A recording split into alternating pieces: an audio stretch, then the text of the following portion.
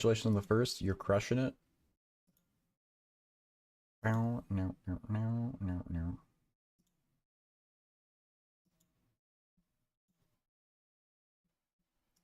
How many are you at? See if you're on the leaderboard yet. I think you were close last we checked. Oh, you're still not quite on it.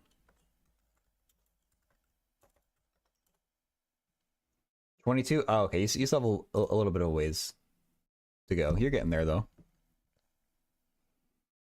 Oh, Joseph overtook Jed. That's new, though. Jed used to be in second.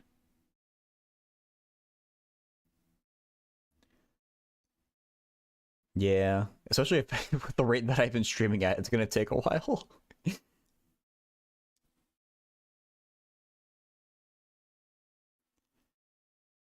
Okay, I think we did this in class for the question on the screen. Question is where?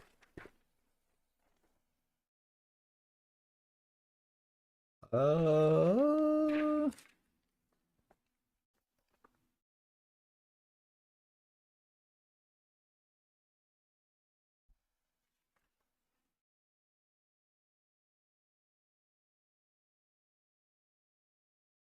Okay. I found the section in notes where we did this, kind of. We didn't do it for Schrodinger, though. You have no idea what you're looking at? It's okay, I only barely know. Thank you for the lurk.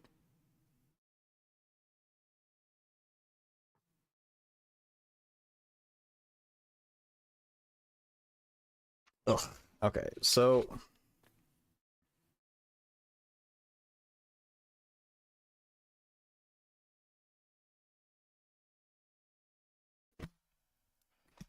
Hey, Anti-King. Welcome in. Okay, so we're gonna use an ansatz of starting with Schrodinger.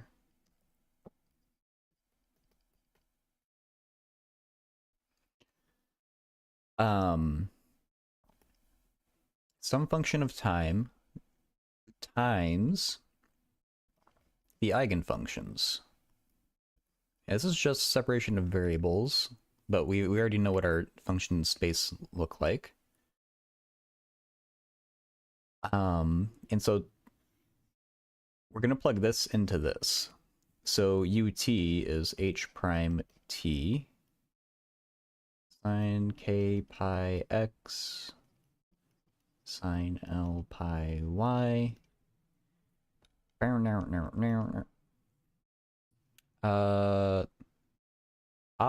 then we need the Laplacian of this bad boy. H of t can come out front. The Laplacian of just this chunk, we take the derivative of that twice. K squared pi squared negative sine k pi x sine l pi y. Derivative of this bad boy twice. Any more room? Sine k pi x sine l pi y.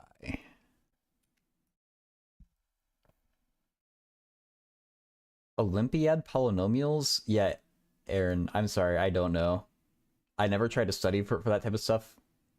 I bet there's gonna be some like math stack exchange threads about that, but I don't know of any myself. So, sorry. 30-month mod anniversary? That's true. You have a very big lead there, Chad. Have you actually been a mod for 30 months? How do you tell? I guess I could look through like our DM history if I really cared, but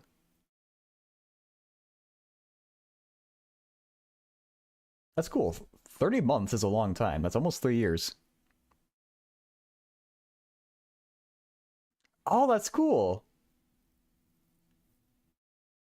I haven't gotten one of those. I wonder. I should be getting close to a year. No, I mean I've been a mod for longer than a year in some people's chats. I don't know. That's cool though. Twitch being Twitch won't actually send it. Oh, damn. Twitch being twitchy. What else is new? Okay, so we can divide each side by the signs here. And it'll open up our eyes. I pi squared h of t, k squared plus l squared. What do we do now? It's just a differential equation that we solve. I don't know why, but we say h of 0 is 1.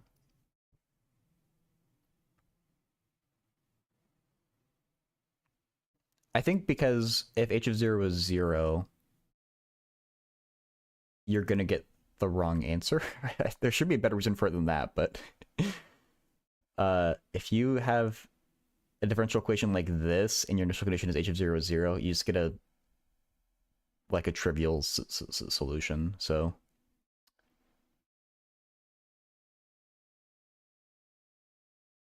yeah. But yeah, this is just an exponential function. Don't even need the constant because h of 0 is 1. Minus I, that's not I pi squared k squared plus l squared.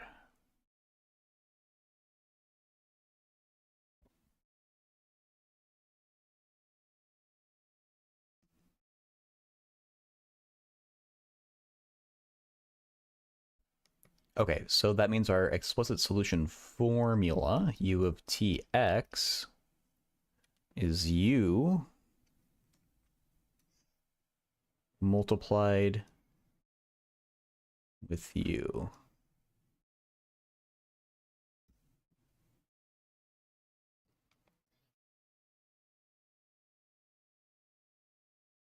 You only cheat on my girlfriend with girls that are math illiterate, but they don't count.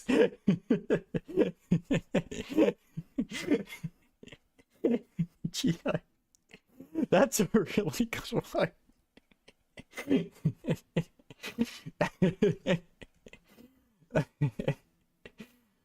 Hope you're doing well, G-Hive. Oh yeah, Jed.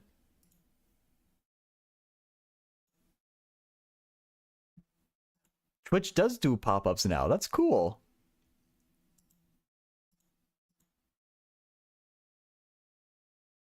Please refresh and try again. Okay, yeah. Typical Twitch. Hey, underscore.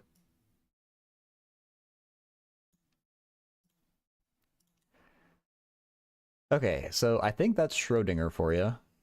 You refresh 20 times, tried mobile. Really? Oh my god, that's bad.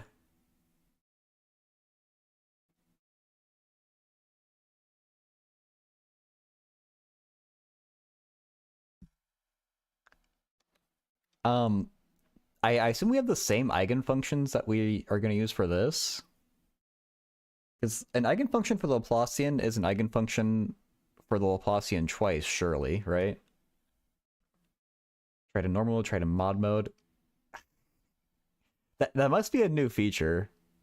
I'd never seen anyone say that.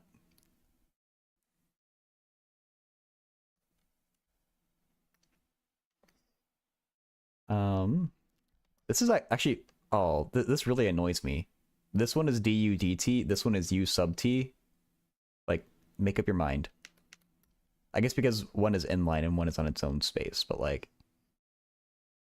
Be a part of Twitch's QA team that you can get paid for sitting around all day doing nothing? True. Oh my god. Everything Twitch releases is borked for a long time. Sometimes it just stays borked.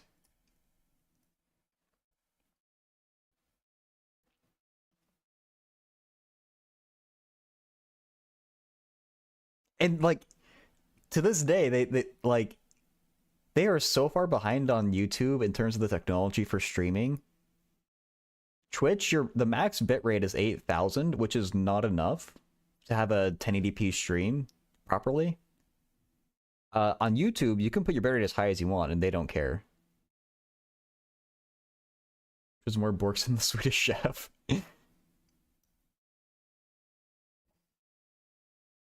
Bork, bork, bork. Zach, thank you so much for the raid. I hope the graph theory was graph theorying. Hey Rex, you're never bitter, deceptive, or petty. Nice. Welcome in, people. True to what my stream for the last like 3 months, I'm doing PDEs because that's all my life has been. This is for this time. We're nearly through the quarter though. We've been talking about eigenfunctions. This week has been a blur because the professor canceled a bunch of lectures earlier in the quarter and decided to make them all up in like mega lectures that happen in the evenings this week. And so I've had way more PDEs than usual this week, and it's all kind of blending together. But yeah, something we've learned is actually kind of cool. Connection between like PD and graph theory. I can't even name what else. Oh yeah, I personally know who the Swedish chef is, but I still want to see this.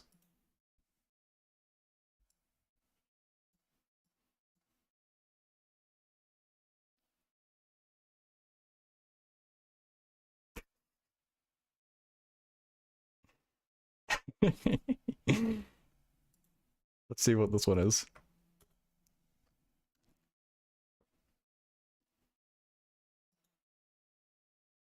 Popcorn. This is like the Monty Python thing.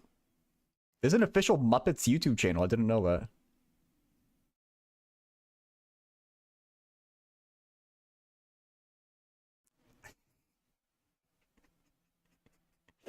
Oh my god.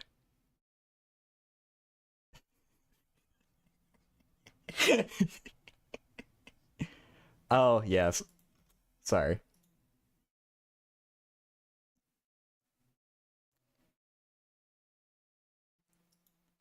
Okay. I think that's enough of that anyway.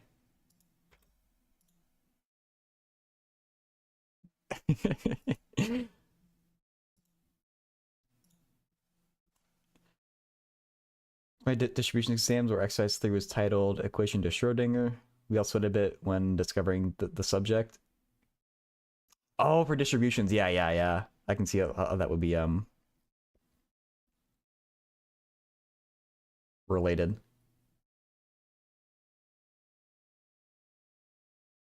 I need. Oh, there's a song part. Okay, we'll skip ahead.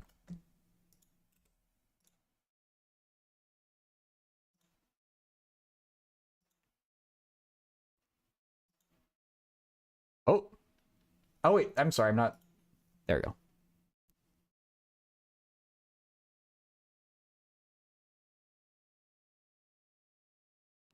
Oh, dude.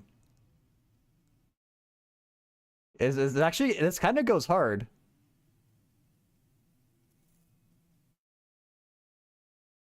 I don't know why the captions are there.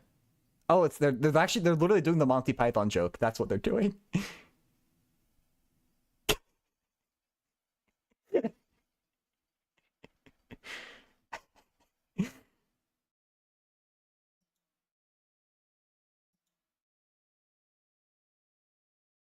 Oh my god. Oh yeah, and it's like popcorn music. I get it.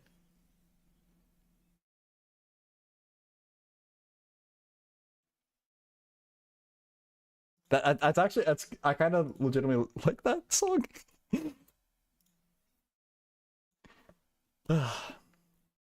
They went about you learn a lot about his attention span. Yeah, true, Jet.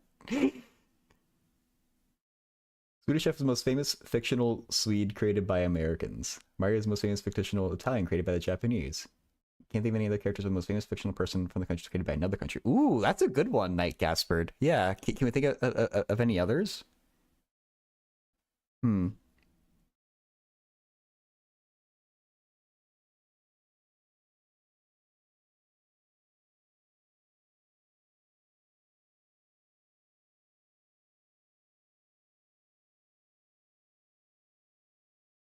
I probably not, because like most famous, well, okay, wait, most famous fictional person.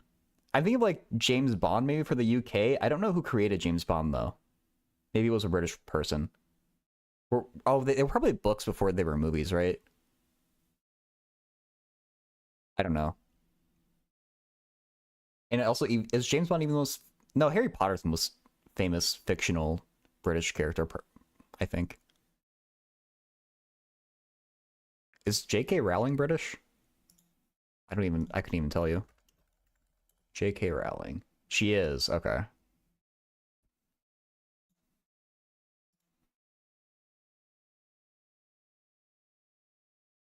One was created in 1953 by a British author, okay, an intelligence officer, Ian Fleming. His character after an American ornithologist with birds of the West Indies he owned. Bond's persona is a composite of real-life commandos Fleming met during World War II. Oh, that's cool. Mr. Bean is a Brit created for Brits. Created for Brits by Brits. I feel like that has a special way to pronounce it. Haraj, welcome in. Ian, wow, I'm surprised this many people know Ian Fleming. I never heard of him, I don't think. Sherlock Holmes, true. Robin Hood, yeah. I don't know.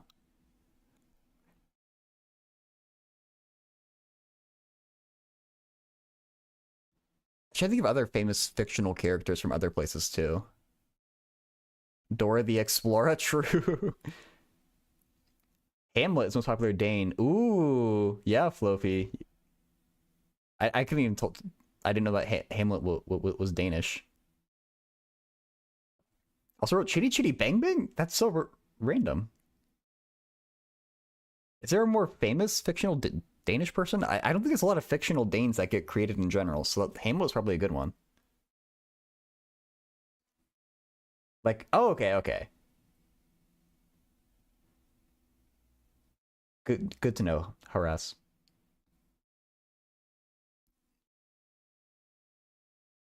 Beowulf also probably British. Okay. Frankenstein, Dracula, Beowulf. Dracula, Transylvania, right? That's oh my god, it's in like Romania or something. I forget.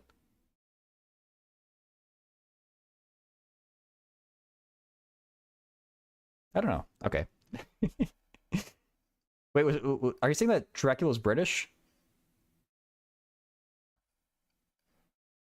Or the person who wrote Dracula? Wait, I don't know, man. I'm getting mixed up now.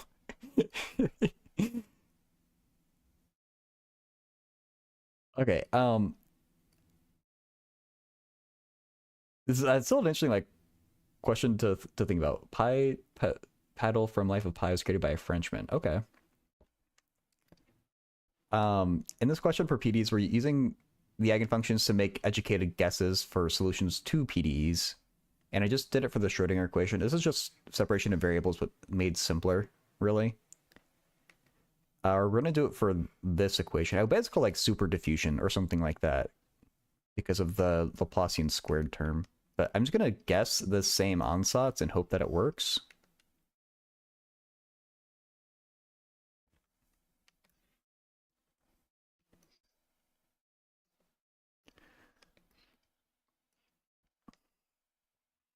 Wait, there's a real Dracula?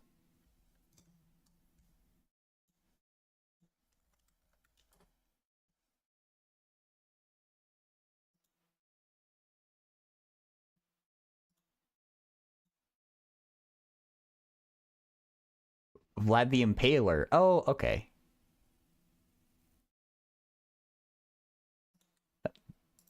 That makes sense.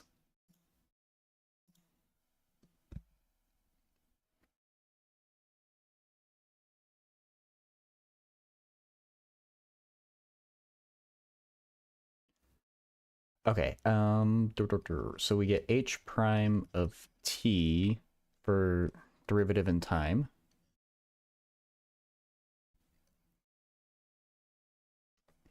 Jed does have a lot of pop culture knowledge. I feel like he would be very good at trivia. And we need to do Laplacian and Laplacian squared. Oh, okay, there's gonna be a nice cancellation here. So from the just Laplacian, we're gonna get the same thing as we got for Schrodinger without the I. So like this. So actually, let's make our life simpler. Let's factor out the signs.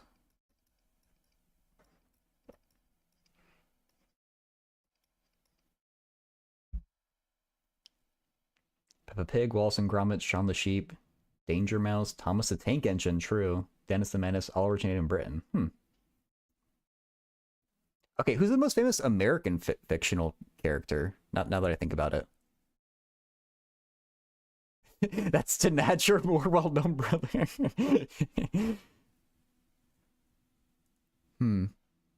Mickey Mouse? Trump's real. Mickey Mouse is a good one.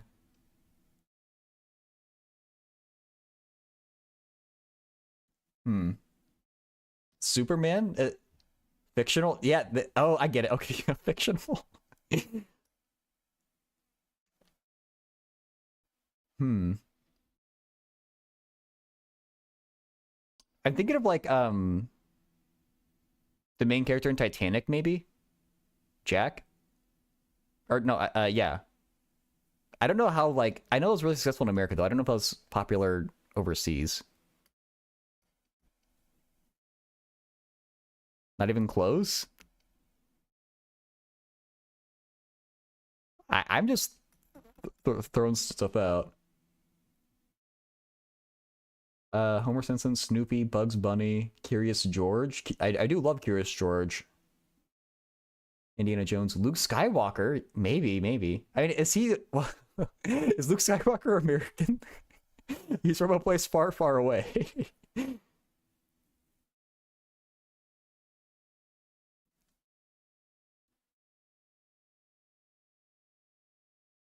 Uncle Sam? Oh, that's a good one, Flofi. You're thinking out of the box there. Quetzalcoatl. It's a good reference. We have so if you take the derivative of sine 4 times, you get the same thing back, but this coefficient to the fourth. There's a minus sign in front, so it's going to be minus k to the fourth, pi to the fourth, minus L to the fourth, pi to the fourth. The Michelin Man. Local Sam created by Brits. Ooh. You know, I feel that feels like I think Uncle Sam was probably like a World War II thing. That would be my guess for Uncle Sam as a character. And so probably not Brits, but I could see like if he was before the United States existed, then yeah. Early 19th century, really? So 1800s?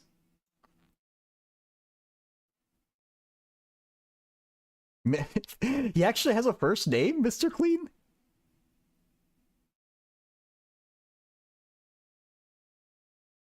I didn't know that.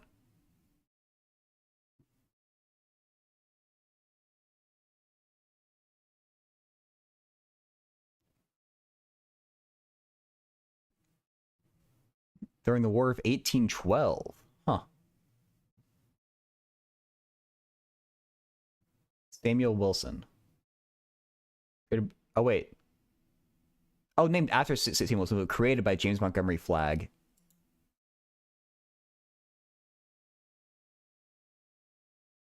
Wait, 1877? What? Oh no, okay.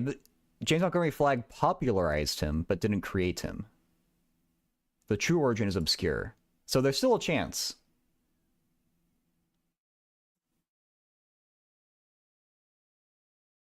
Hetalia? Isn't that an anime?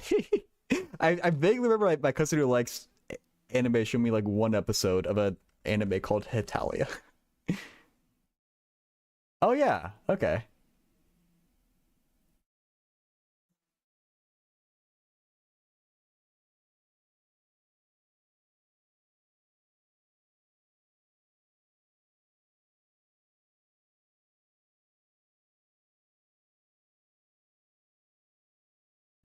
Oh, okay, yeah. It's where the characters all represent countries, and Uncle Sam would be the same. Okay, yeah, would be the one for America. Yeah, he would be.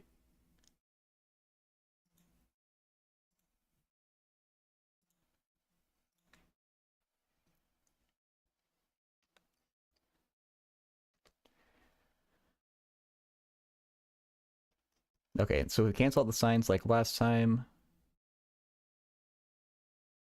Tom Sawyer, Huckleberry Finn. Those are good calls.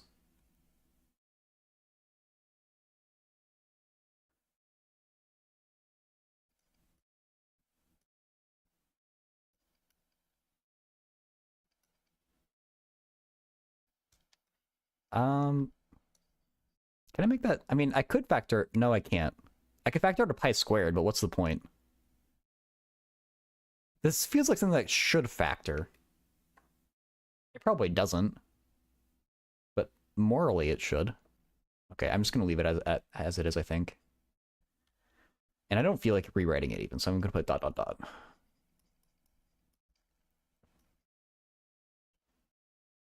E to the minus.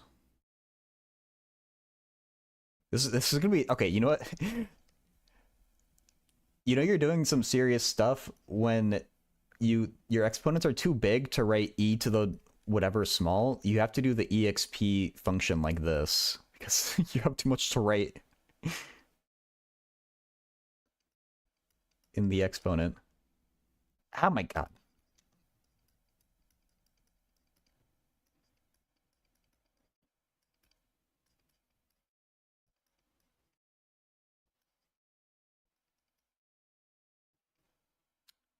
T.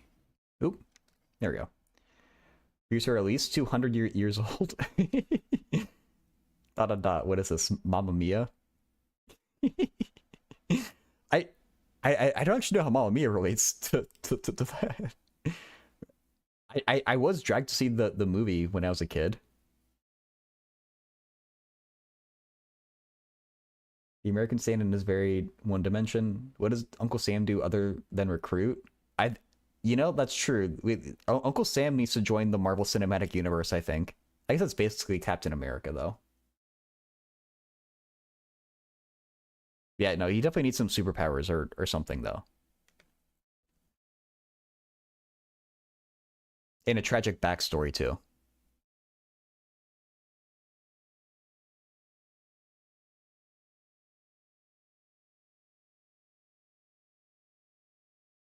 Oh, that's true. He is already in comics of some kind.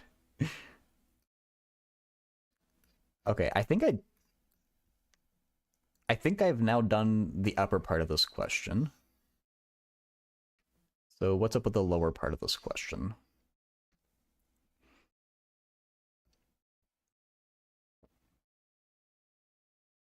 Unk United team?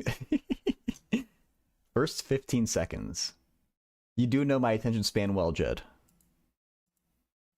Gotta hand it to you. The song's called Sultans of Swing? This song does not sound swing. Okay. Well, who cares? I'm not the song name police. Or pasta shape chooser? Okay. Farfalle, I don't know how you say it. The bow tie pasta is the best pasta, and I will not back down. I mean, I have heard the song. I just didn't know it was called that.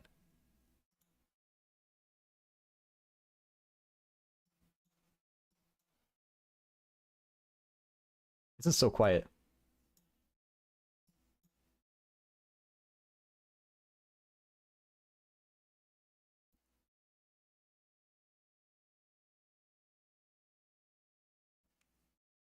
That's a okay, yeah. That what?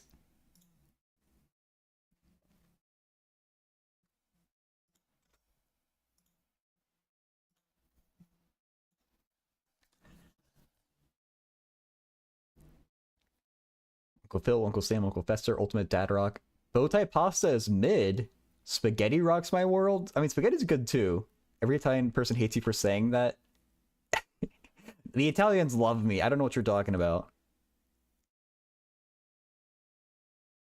Like, okay, Farfalle, I feel like I'm saying it wrong. It is number one. Linguini is number two. Everything else for me is in the same category after that.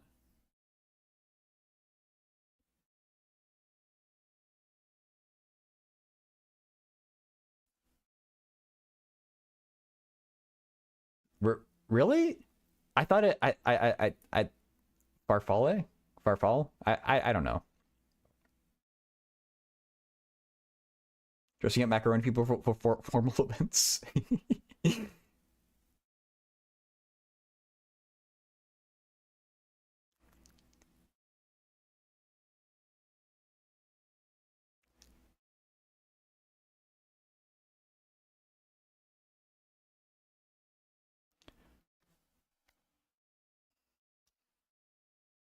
It means butterflies. Oh, that's cool.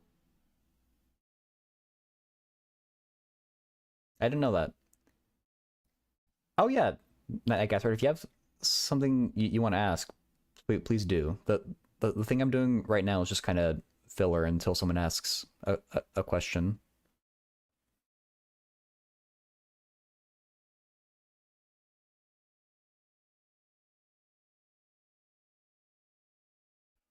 Making a toilet paper roll, given you know the dimension of the tube in the center and the paper, how to determine the number of rotations needed, and the number of single pieces of paper. I think it's missing some words.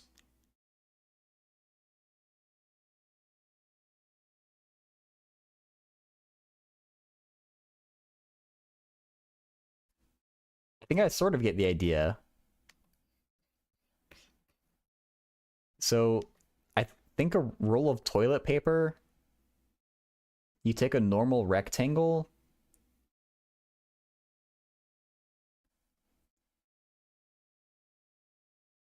and you twist it around, and I guess you would cut it off. Um,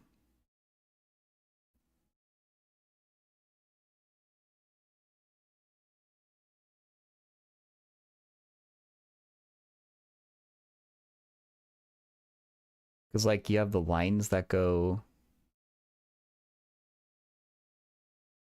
around like that.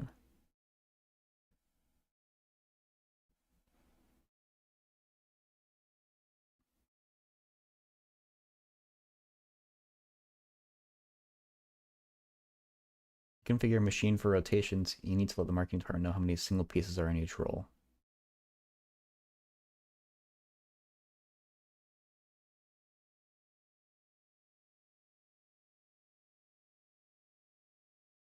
Wait, oh, so wait, I'm misinterpreting your question. I thought you were making the center of the roll. Oops, like the cardboard part in the middle. But you're talking about we already have that cardboard part.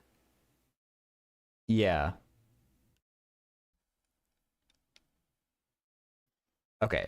So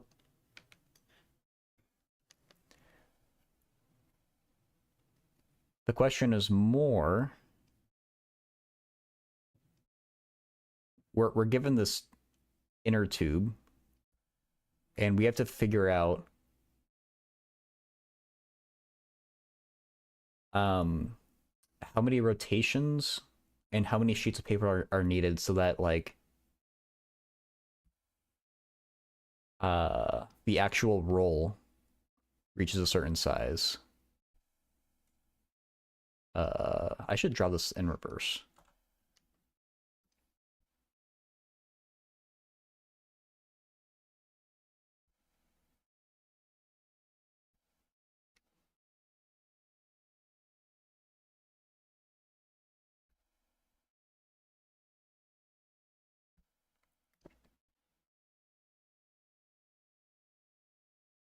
Go to the supermarket and copy another brand. True.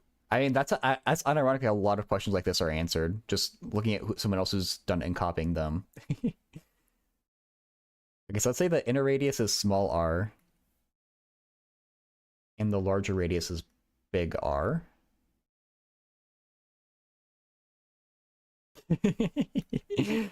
I meant from the outside in rather than the inside out, but yeah. Um, and then let's say we need to know the dimensions of one square. Uh,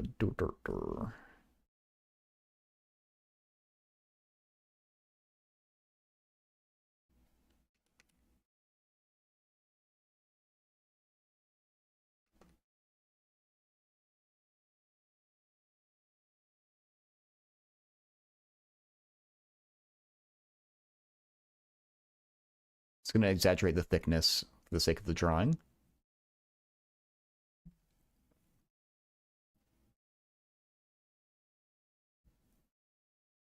Um, let's say this is, what should I call thickness? Maybe I'll say D for depth. I don't like using T for whatever reason. And we'll assume these are squares, so these are both S.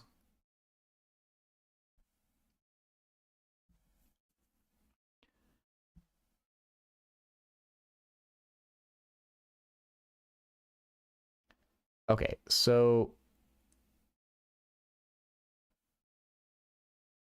I guess, oh yeah, this is definitely, this is a really good calculus question. Make a roll of TP, remove TP until reaching the desired final diameter, discard the excess. Yeah, that would be the easier way to do this. um,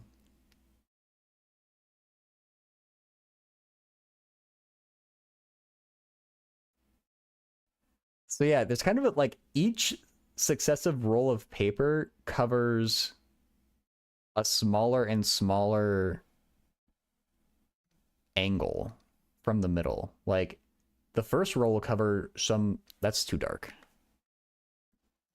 The first sheet we applied to this will cover some pretty big angle like that. But like by the time we get out here, it's going to be a pretty small angle, I think. Relative. And that's what's going to make this a calculus question.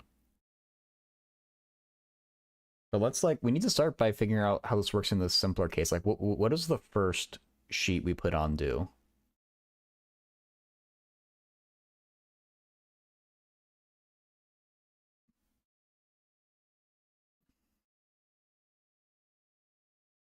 You wouldn't start with sheets.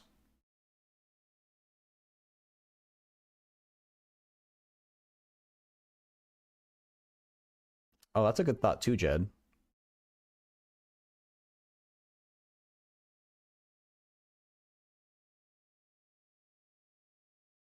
Yeah, because we could look at yeah. If we look at this distance, which is large R minus small r,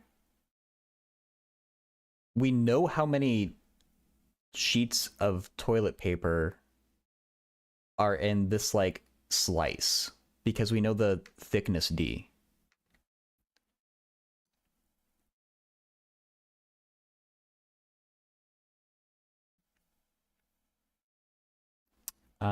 I don't know how to.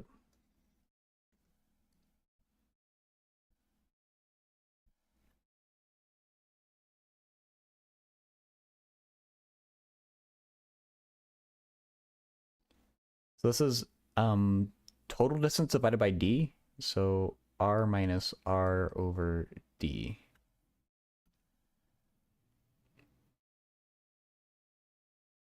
That seems like a useful thing to know.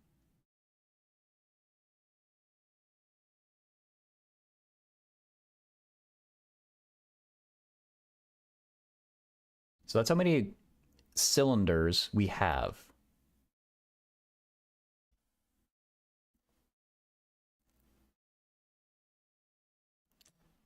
Harass, let me actually, I should have put it on the screen.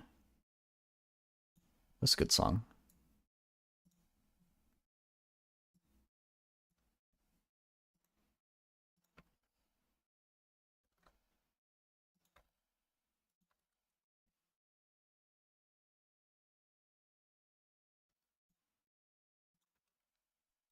Also, we're making single ply toilet paper. I guess this doesn't have to be single ply. But single ply is definitely the worst.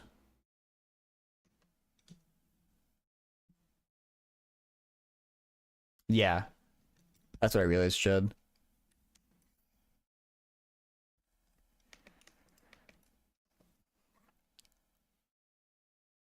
Okay, so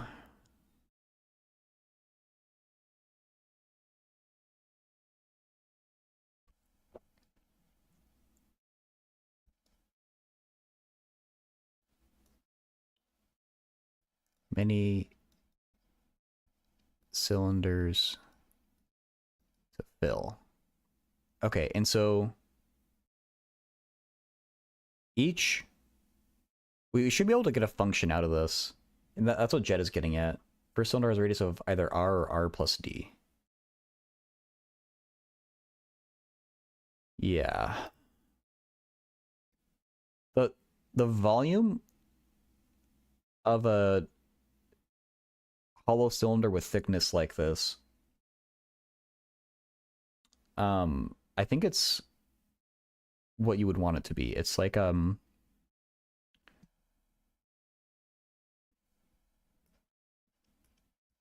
what's the volume of a normal cylinder? Or no, it's gonna be the circumference of the circle times the height times the thickness. I don't think it's more complicated than that. So 2 pi r, the height is s, the thickness is d.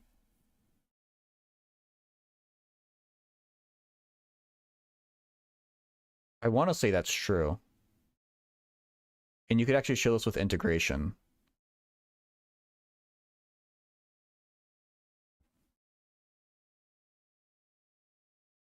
No, s shouldn't be all that relevant. Like, we could chop this problem down just to two dimensions. That's true, Jed.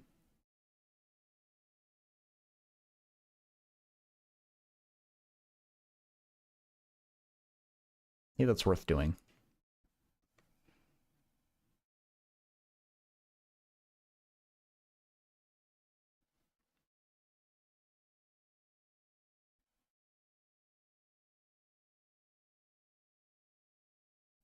I need to make this bigger. I always draw everything tiny, and that always comes back to bite me. Terrible. Terrible.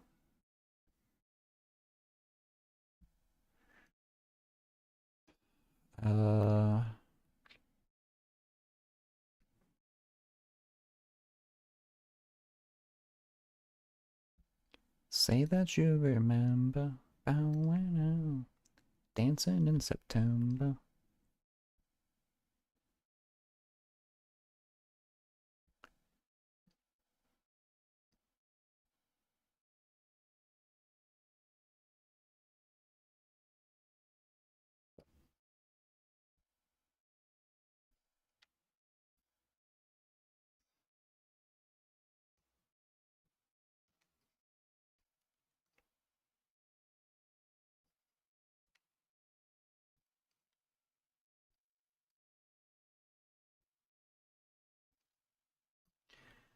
Okay.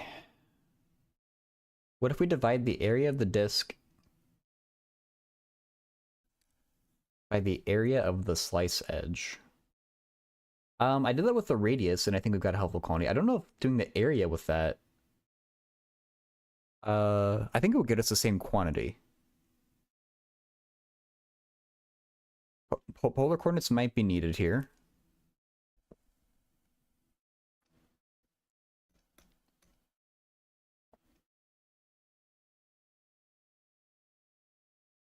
Wait. Well, okay. I was assuming these are squares. That's not actually true, though. We do care about one of these length dimensions. Because that determines, because we need to worry about this arc length here. Because, like, this is a fixed S, or whatever we call it. I'm still going to call it S, but we do care, like, we don't only care about D, we also care about one of these lengths. You farted, so today is already going pretty well. uh, I have not farted, so I guess my day is not going as well as yours, Leo. But it's going all right. Thickness to be sufficiently small so we can disregard the gap created. That's yeah, Jed. I was just wondering about the leftover. Like, how is that going to work? Probably less. That's true. Yeah.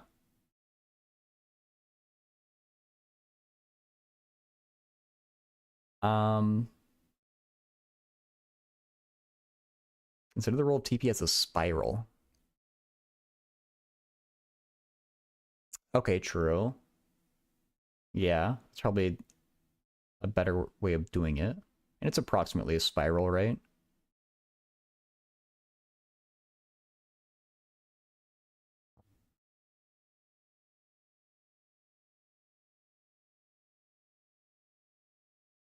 Which way do you put the toilet? You always put it over, not under.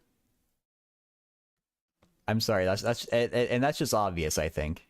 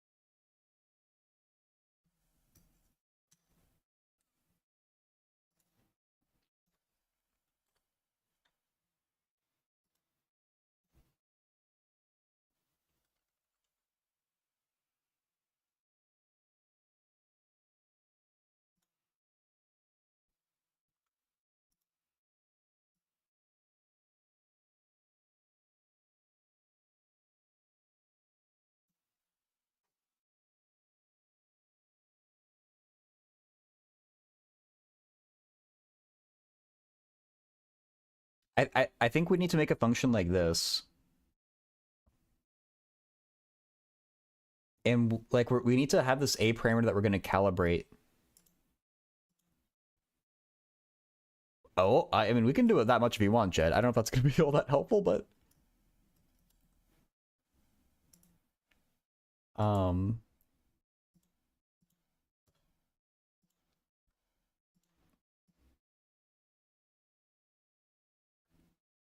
I don't know. I feel like can we? What if it's theta squared? What if that's what if it's theta to the 1/2?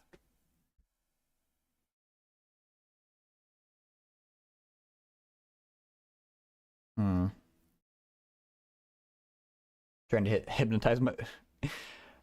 I'm just trying to get an idea of what function to use to model the toilet paper, basically. Like, what's a realistic enough function? Doesn't need to be perfect.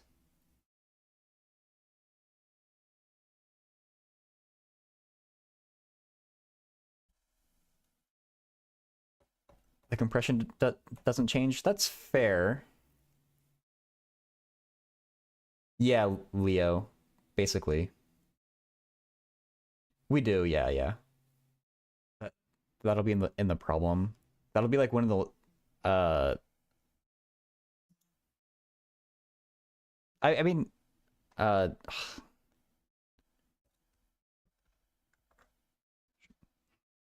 sure. Okay.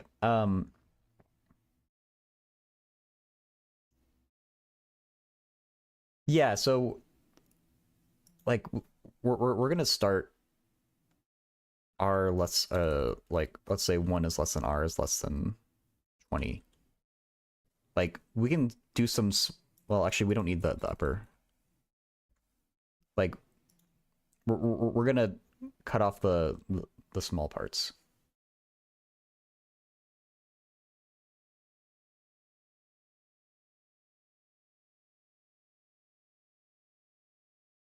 You go stream Big Richard? Okay. Um the variable too much smaller. Like the A? A.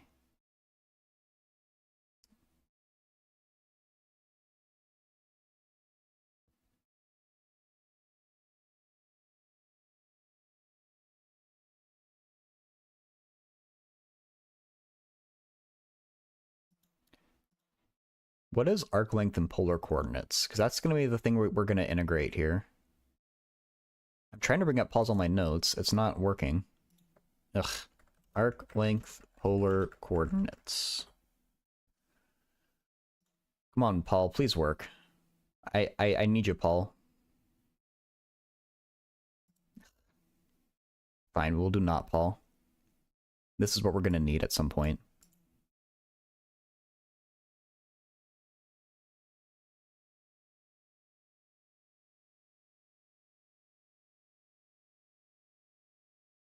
Hey, Sage work. Sage works. My bad.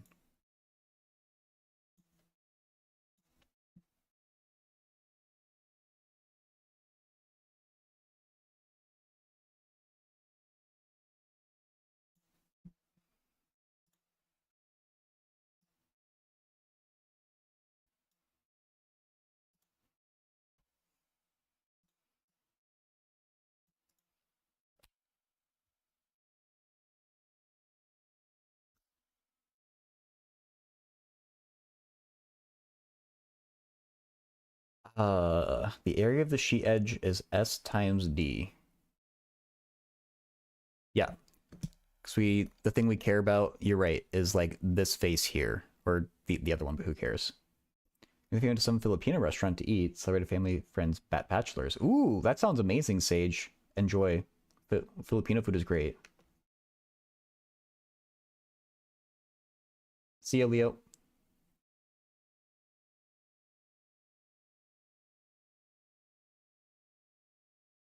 Um,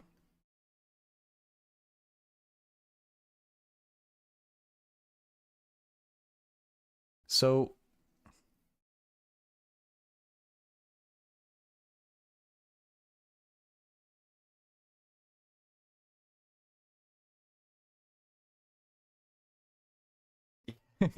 I'm there with you. All right. See you next time, Sage.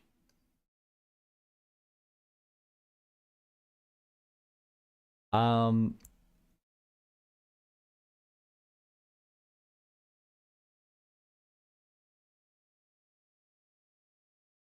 Haras, no, you're on the right track there. I'm still trying to figure out how to put this all together. I think we have the ingredients here. Divided by the sides of paper squared, theta will tell us the rotations. Like, okay, so we're gonna take a function r equals a theta. I want to determine a from the problem.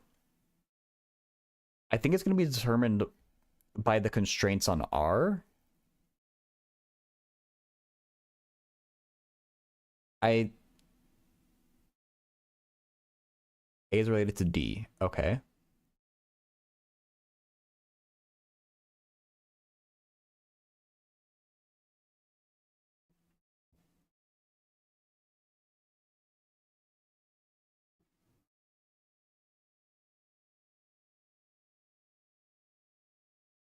Change the lower bound of theta.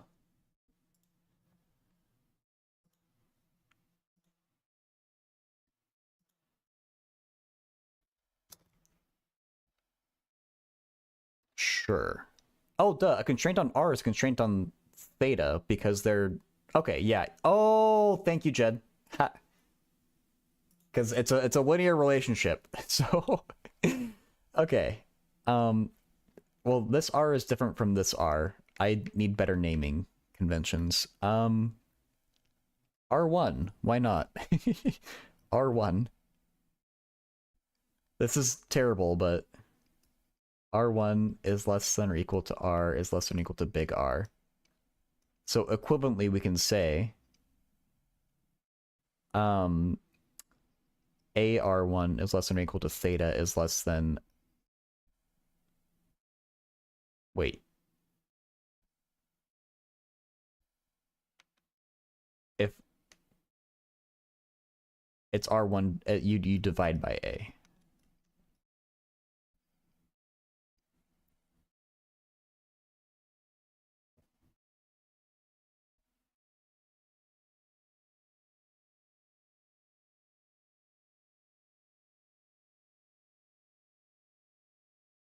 Because if R1 is equal to R, theta is R1 over A. Okay.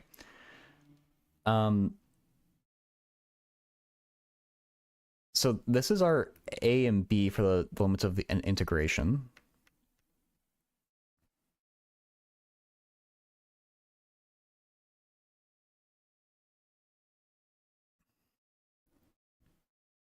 We haven't accounted for thickness, have we? Well, that's A. That's A. That's A. Or I don't know. So like the thing I'm trying to do is I want to know what L is, and then use that to figure out what A is. And I think we solved the problem. Maybe.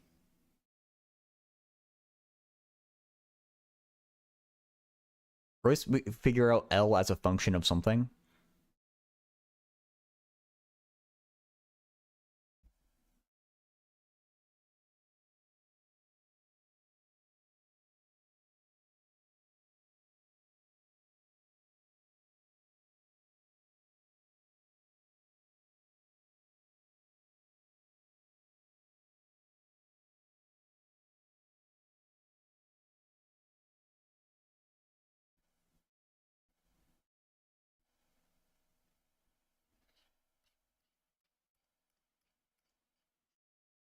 The difference between R1 and R is the number of rotations.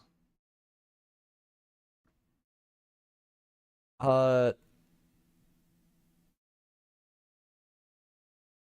I mean, it needs a coefficient, but yes. Like, it's proportional to the number of rotations.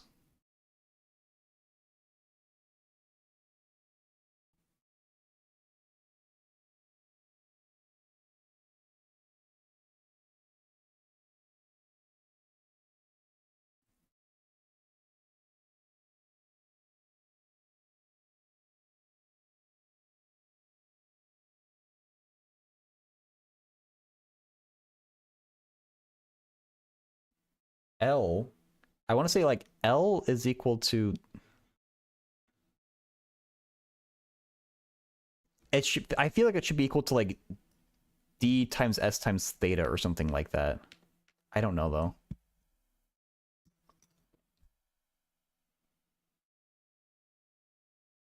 Hey, Skirt. Wealth is not a matter of intelligence, it's a matter of inspiration. Okay. Calculate the arc length for each layer.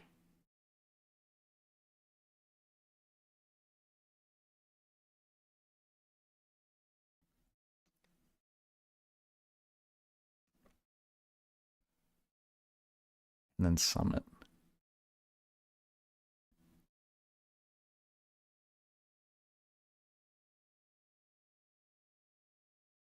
Yeah, that's what I guess that's what I want the integral to do.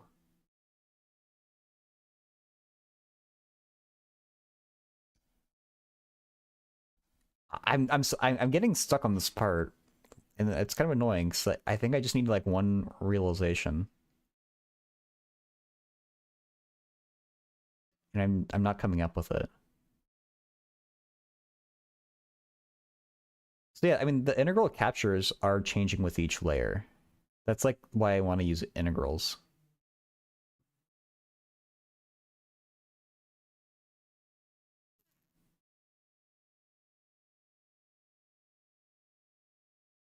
How do we express L?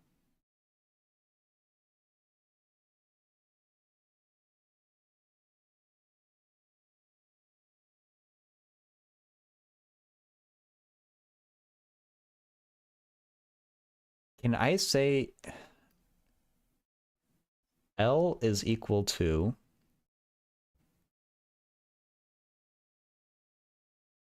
S? Because we can think of this as like we can put the toilet paper out in a straight line and get the length of that, and that's our L. And I think it might be equivalent. I don't know if this is right. I want to say something like this.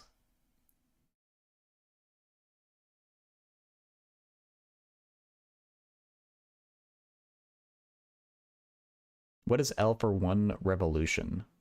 That's a good way to break it down.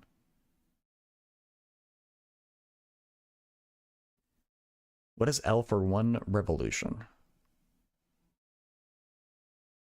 What's a spiral? So it's not quite a circle.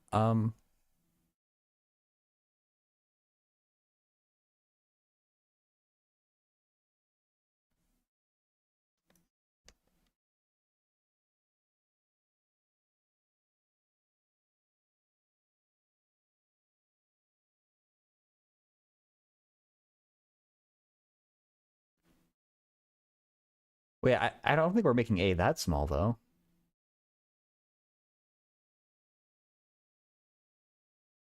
Rotations equals R minus R over D. Yep. How thick is a sheet of toilet paper? D.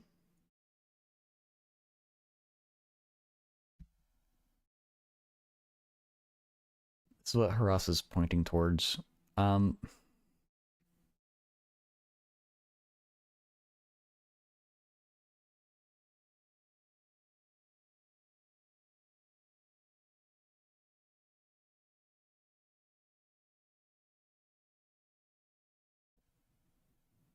This doesn't quite...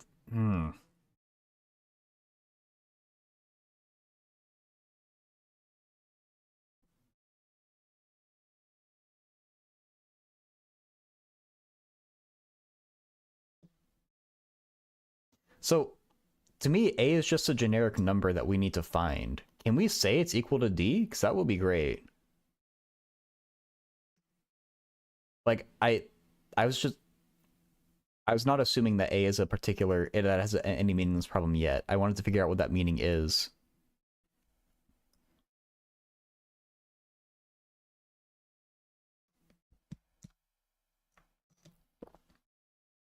Like, just saying it's equal to D seems like... I don't know why that should be true.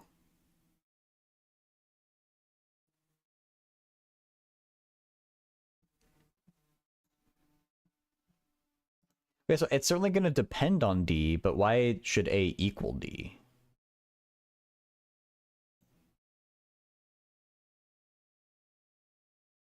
I guess you're making this intuitive argument.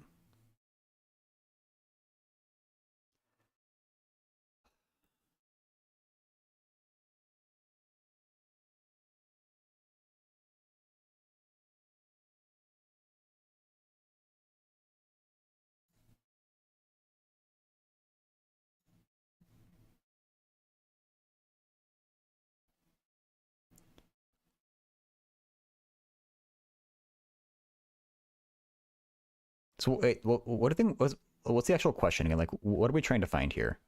Number of rotations needed. I guess we have answered that question. That's the number of rotations needed. The number of single pieces of paper for a given radius. So, I guess, yeah, the question is to find this L. And I think I'm doing this the wrong order then. And yeah, Jed said L over S will be the number of squares once we do find L.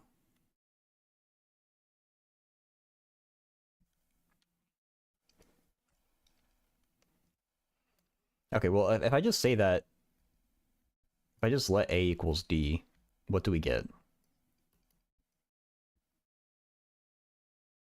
R1 over D, R over D, root D squared theta squared plus A squared, D squared.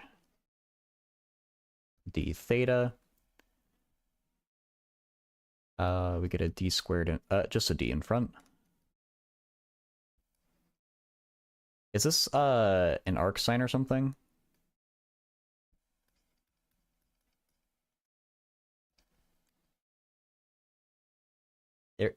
Iridov? I've not really Karam Shama. I've heard of it. I never really use it for anything.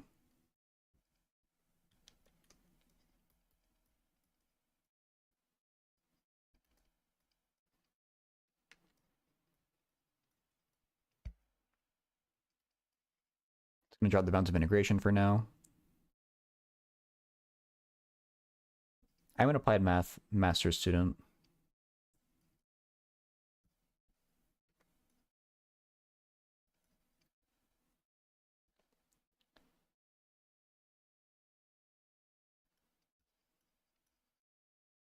I'm not going to integrate cosine squared by hand because I'm too lazy.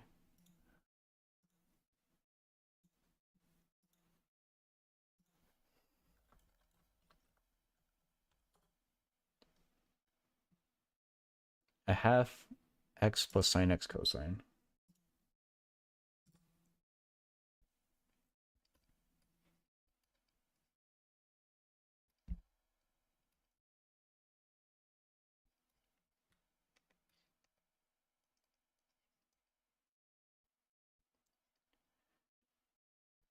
So we get an arc sine. We might have a domain issue. We almost certainly have a domain issue.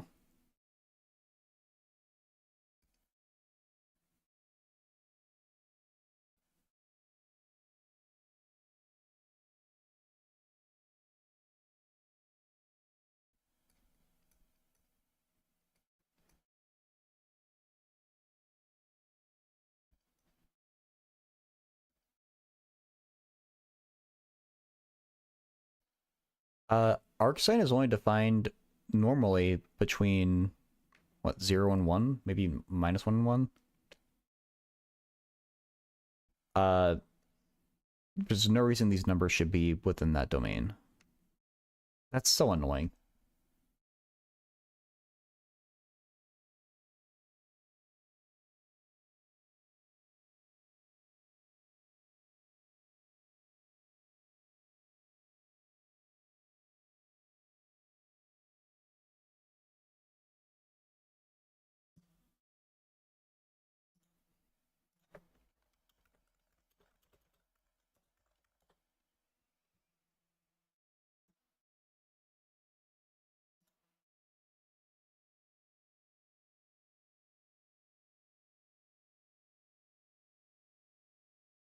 Oh, you know this is an engineering website. When they say 3.14 instead of pi.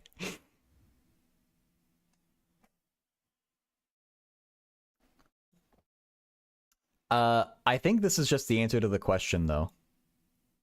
I think this is all we had to actually Google. We see, like, yeah.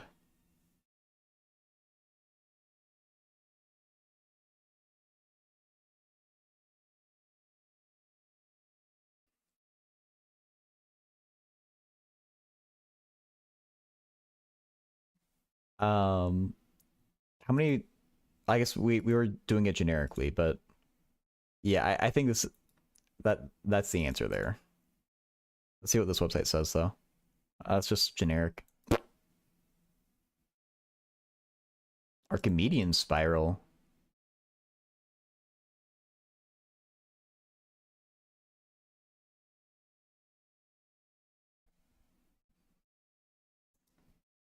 Okay, well, I'm gonna drop this link and call this problem good, unless Nate Gaspard, do you want to ask anything else about it?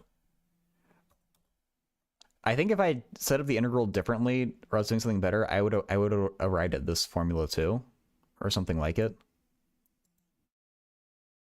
Um,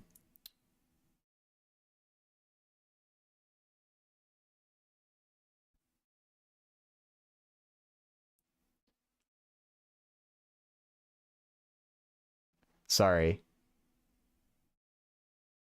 Yeah, I feel like it's just hard to set this up right. That's where I'm struggling.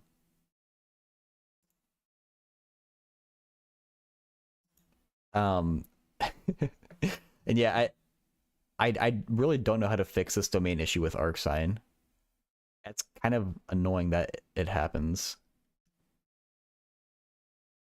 So sorry.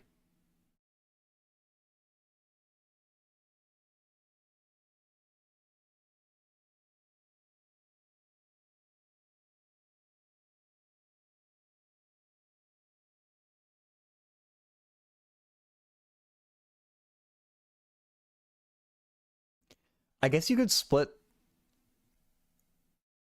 this domain into intervals of length 1 or 2,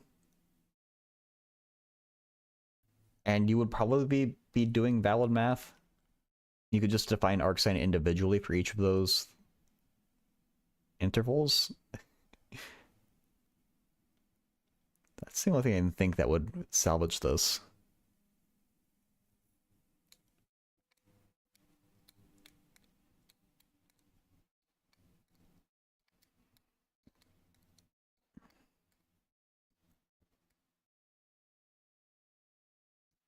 Wait, no. No, that wouldn't fix the domain issue. I really... I don't know. Thank you for trying with me, but I think it's the best that I got for you, unfortunately.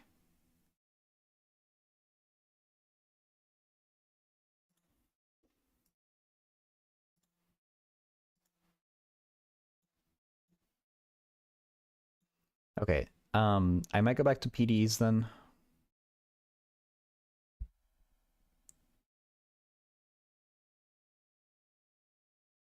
Didn't understand calculus unless you could solve it.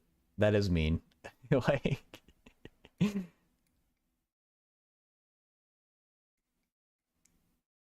yeah, that's harsh.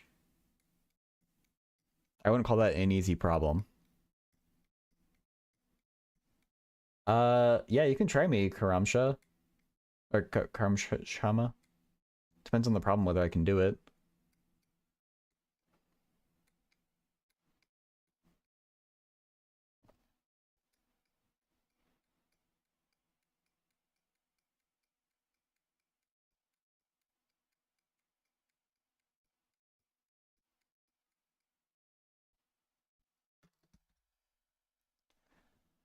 Um,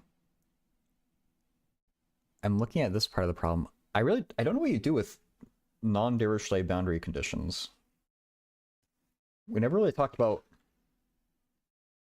why you need Dirichlet boundary conditions for the math that we were doing.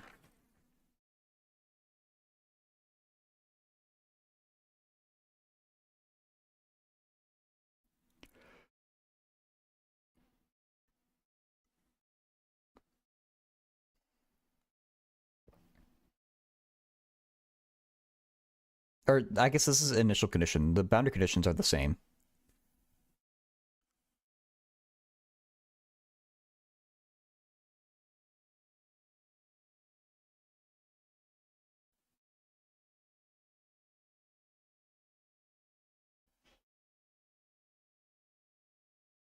Hmm.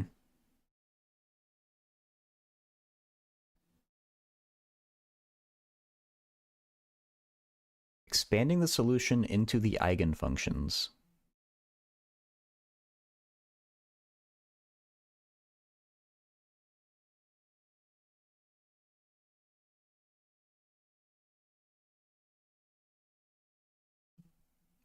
Oh, I did forget something. Uh, these are linear PDEs, and so we need to take sums.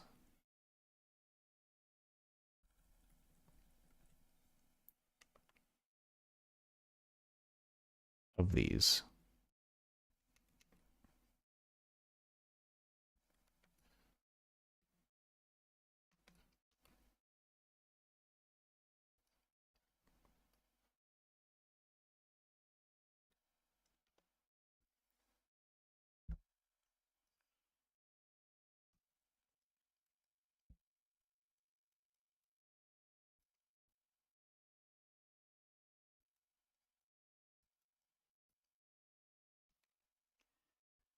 Okay, so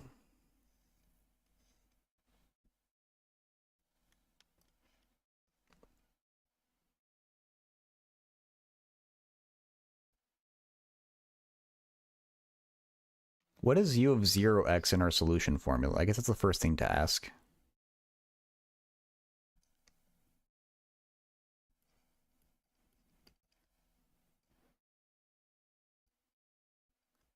The exp gets wiped out. The signs survive.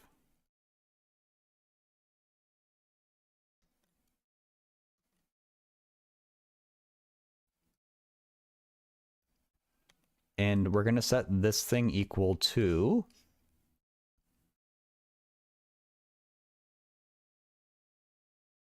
Oh, what is this? Wait, I didn't read this carefully. What is this saying? Okay, so we're working... Oops. We're working on the unit square. That's terrible.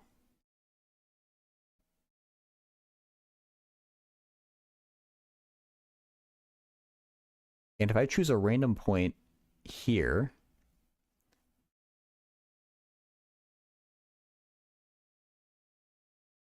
the minimum y, or, okay, so we're taking, oh, this is confusing notation. I hate this notation. This x is not the same as this x. This x is a component of this vector x, I think. Is it even? No, it's not. It's not. Oh my god, this x is this x. Oh, this notation sucks. Okay, this x is whatever location on the domain we choose. This y is the closest point on the boundary to our point. In this case, it would be here. And then we take the distance between the 2 points. Okay. God. Terrible. S equal 1, 2, 3, 4, 10. R to R is in correlation. Oh, yeah, Karamshama, I'm sorry. I really can't do J advanced. I've tried those problems before, and I just can't do them.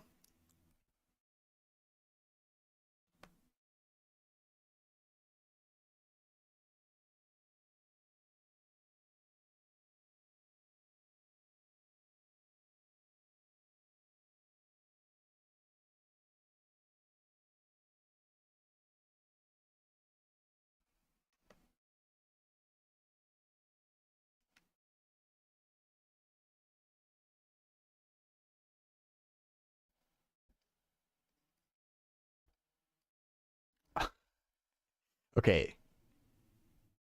This X and Y are completely different from this X and Y, and we just have to know that.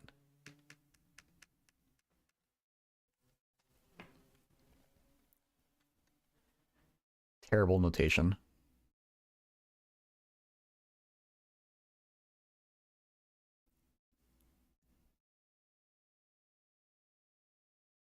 I need my vector arrows, so at least there's something to distinguish these things.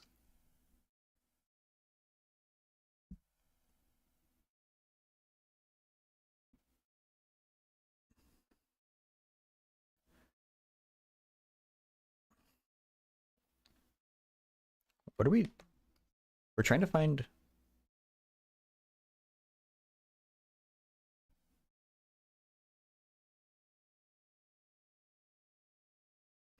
Yeah, Karam Shama. The questions, like... They just use very niche tricks that no one ever actually uses in math. It's just arbitrarily hard because they want to separate students. I don't enjoy the math that the JE Advanced tests you on, and so I don't really care to learn it. I'm sure I could, and I can answer those questions, but it's not all, like I don't already know the tricks that they want you to know, and I just don't care to learn them.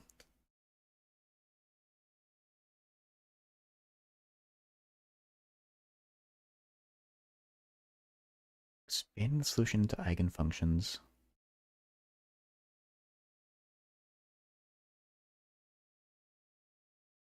Use your newly developed solution formula. Like what?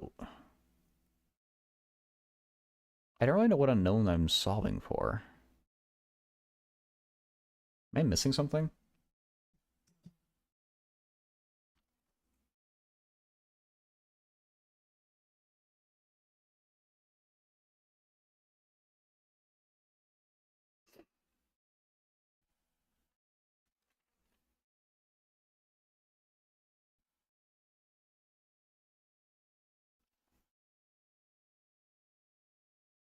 Oh, am I missing coefficients? Is that my problem?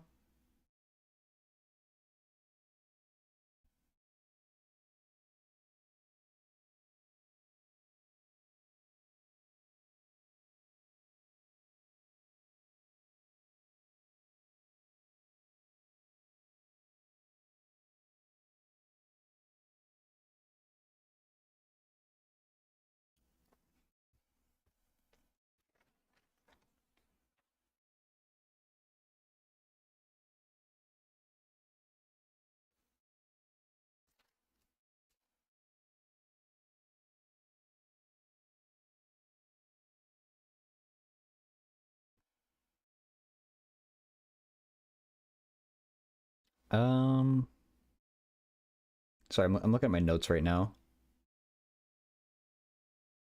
I think I need to put coefficients in front of these sines and cosines.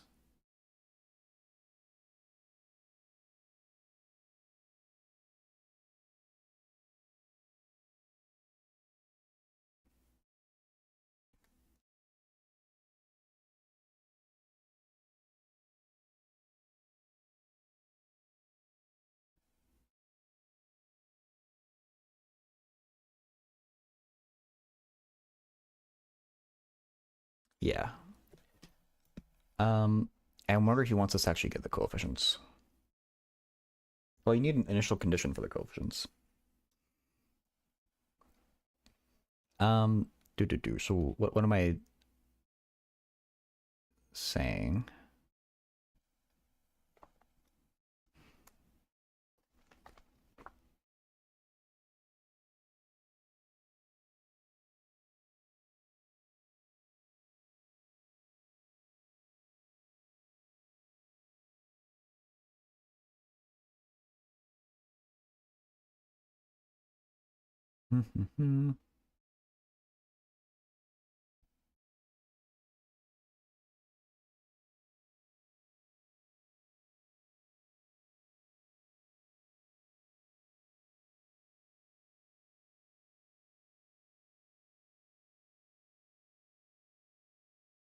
Ugh. Don't go to school. I'm doing dummy schooling, right? Doing online coaching. 9 hours including lectures per day. Yeah, Carmshon, it's because spending your entire life studying is no way to live your life. I hope that you can find something to do outside of just studying.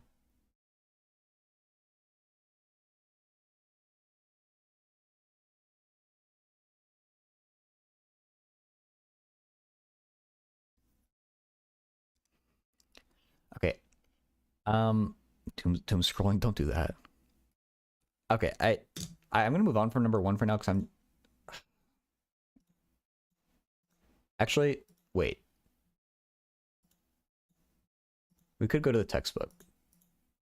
It's possible the textbook has done this. Where would it be? Maybe would it be here? It could be in like, oh god, it could be in like chapters 5 through 8 for all I know. Do do do do do do do do do.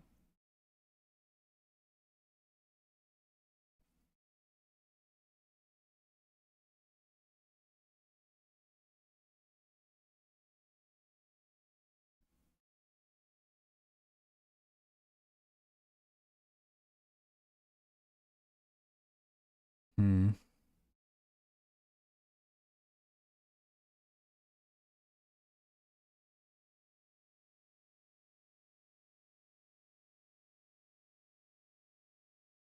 Oh, that's kind of. You're always guaranteed the smallest eigenvalue is unique? Didn't mention that in class. It's kind of cool.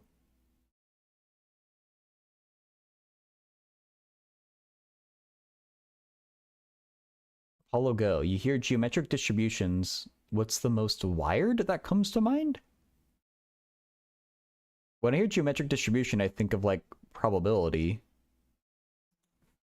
Like it's like a binomial distribution, but geometric distribution gives you like the probability of success on the nth trial, like the first success.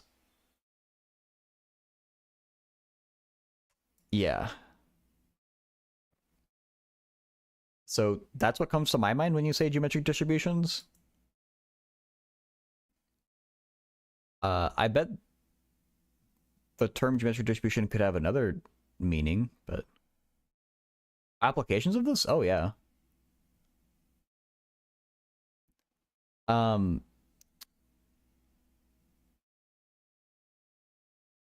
this is a really fundamental thing in statistics. So, or in probability. And so for applications, it's gonna it's usually like you're gonna be working on some other problem, and then a geometric distribution will kind of pop out, and it's something that you would recognize. Um, I'm sure there'll be some examples on the Wikipedia page here.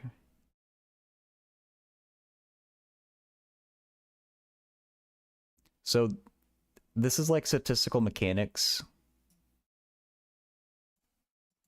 physics type of stuff, which is a good place to look for applications of probability distributions. I don't know much about it for myself though. Um, Thank you for the follow, by the way. But I don't know if a geometric distribution to come up specifically, but I've been like learning about cancer modeling, and there's a lot of stuff like that where you set up some equations to represent the progression of cancer and how it kind of accumulates mutations randomly, and um you kind of set things up and hope that you recognize whatever probability distribution comes out of that process. And there's a reason that couldn't be a geometric distribution. I don't think we've actually encountered one, but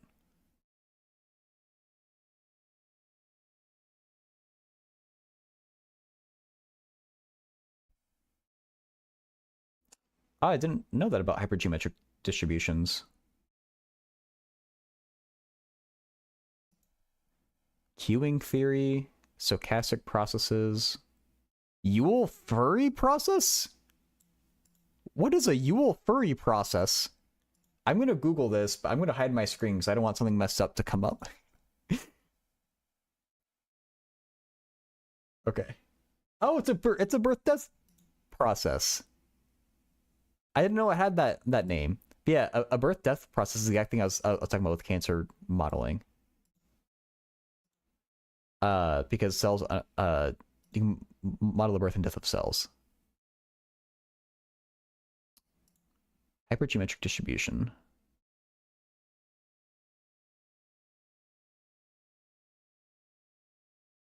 Interesting. It's like a convolution type of thing, I bet.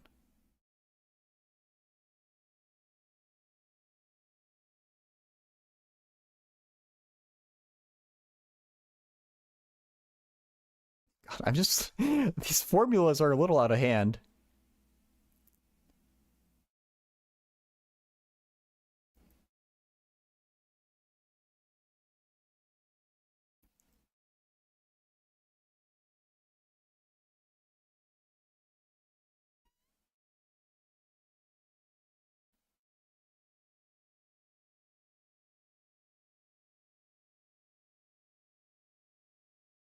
I just want to. Okay, I have no control for geometric distribution, but it's gonna come up with hypergeometric every time, isn't it? uh. Oh. Okay.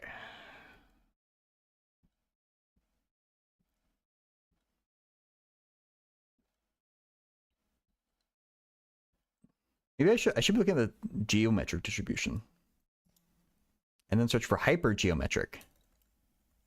That's nope. Never mind. Okay. Well, I'll have to believe you. Apollo, go.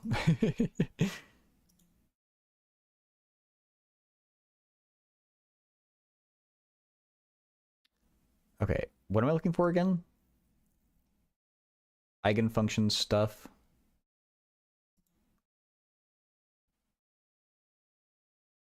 Initial conditions.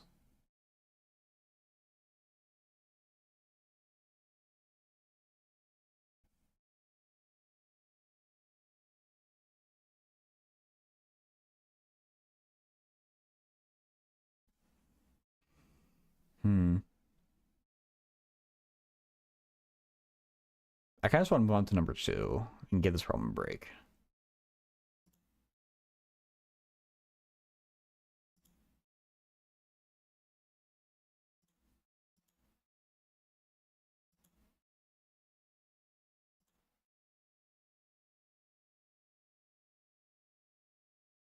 Hmm.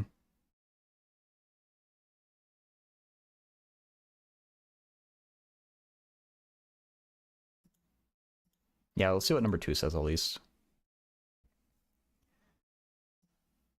Oh wait, this is a programming one. Actually, that's probably a good one to do. Yeah. Okay.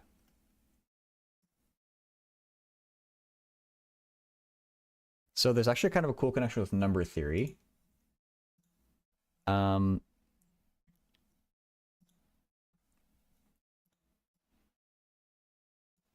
because also I want to find a good YouTube video for the Chladni plates that they're talking about, but we want to find um integers that can be written as the sum of two squares in many different ways. And he actually gives the algorithm in class for how to find integers like that. Where did we do it? Okay. It's a clever thing that I guess Fermat did involving a circle.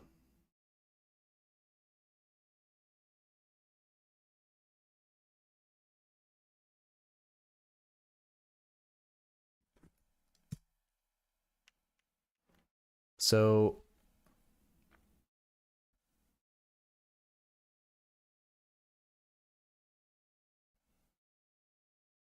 oh my god. I'm rereading the notes that I took, and I completely forgot how this works. Oh wait, okay. So basically, if you take the unit circle, I'm gonna do a terrible job of explaining this, and you draw a line from this point anywhere you want.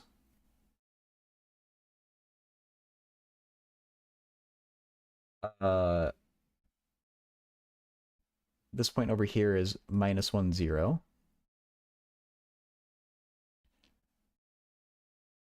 This line is y equals some slope t times x plus 1.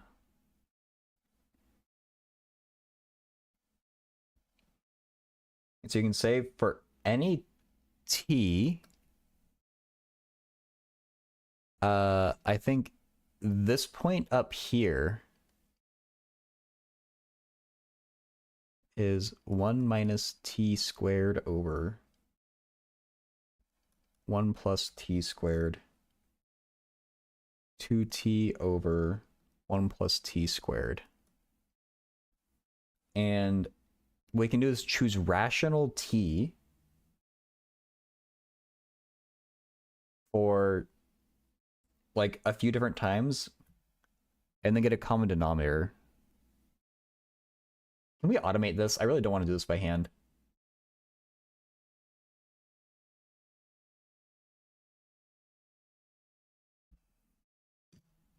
Um, let's bring up a coding environment.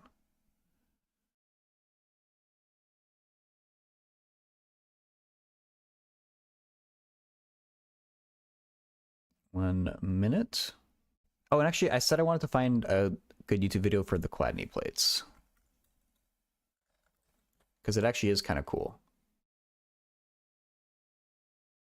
It's like an application of the wave equation.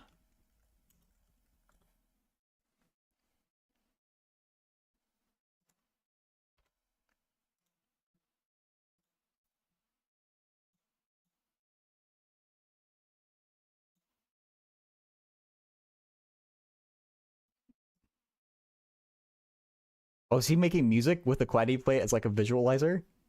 Oh!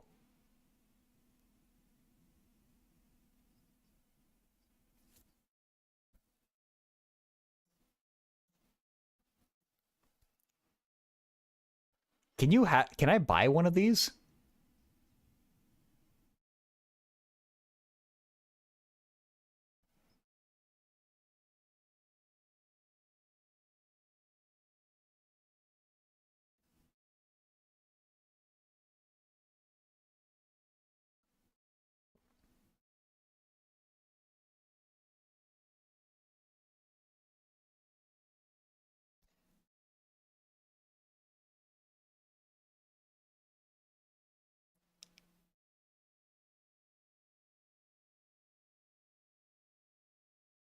So yeah, the point is that like just in the middle of the plate, you have one point that's like vibrating at a frequency that you control. It makes the rest of the plate vibrate in different ways. And the sand on top of the plate will tend to go to the parts of the plate that stay still. You can think of it as like the zero level set of whatever the solution to the wave equation is. And this homework assignment is about finding what these different patterns are.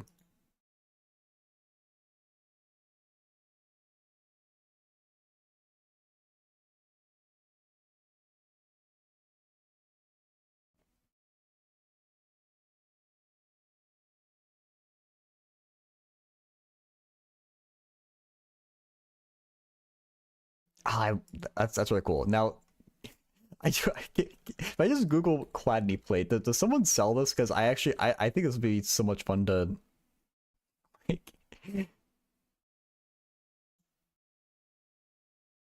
like have some music playing and have the Chladni plate doing it like doing its thing at the same time. $100? I mean, that's not bad.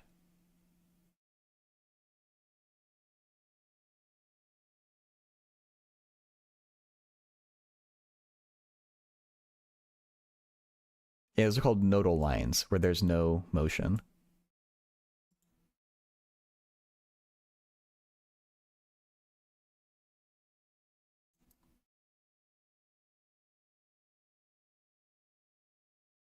Okay.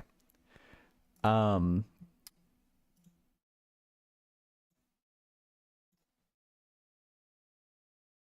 Hey, okie dokie. Break out VS Code. Homework 9. Problem 2.ipynb. What's the question?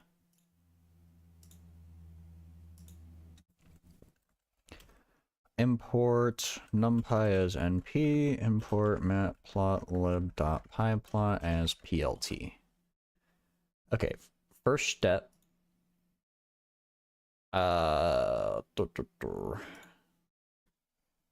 We want the thing, the form I just wrote down with t as a function, I guess.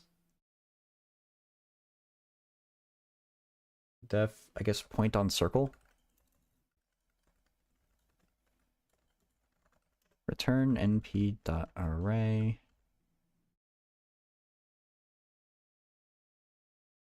One minus t squared over 1 plus t squared, comma,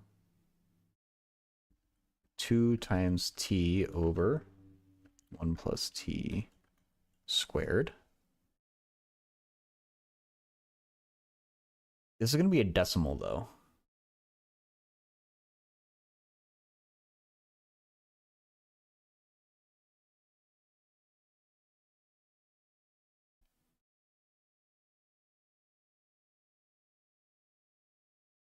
No idea what that means, Teja.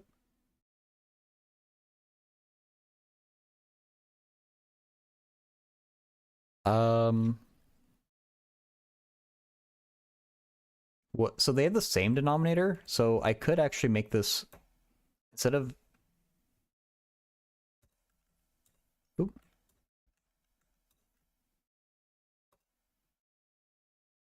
I could make this. I could track the denominator separately.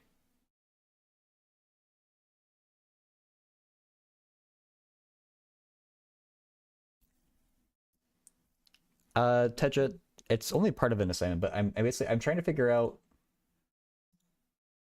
an integer that can be written as the sum of two squares in many different ways. So like you can say that 50 is equal to 7 squared plus 1 squared, but it's also equal to 5 squared plus 5 squared. I want one with many more combinations than just that. Or like, you know, I want, besides 50, I want to know a cooler number.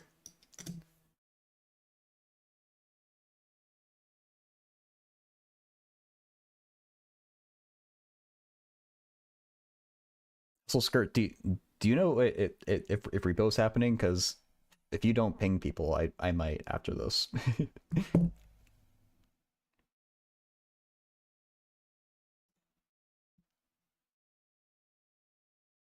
And so there's an algorithm to find numbers like this, and I'm trying to figure out how to code it because I really don't want to do it by hand.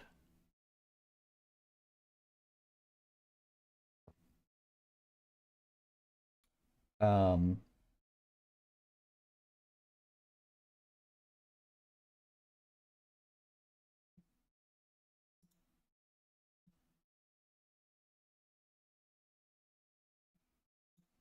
it actually should. Hmm.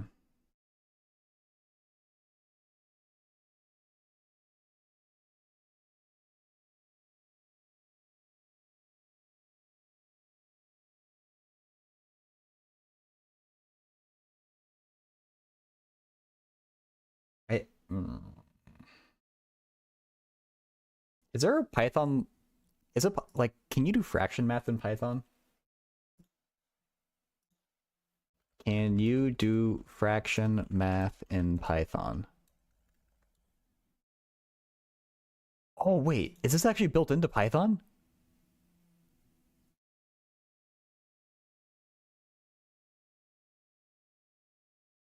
Oh, it is. Look at that.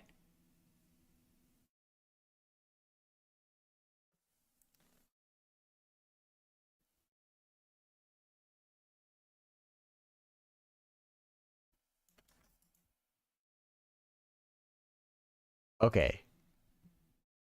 That's gonna make life a lot easier. It's connection between. Oh,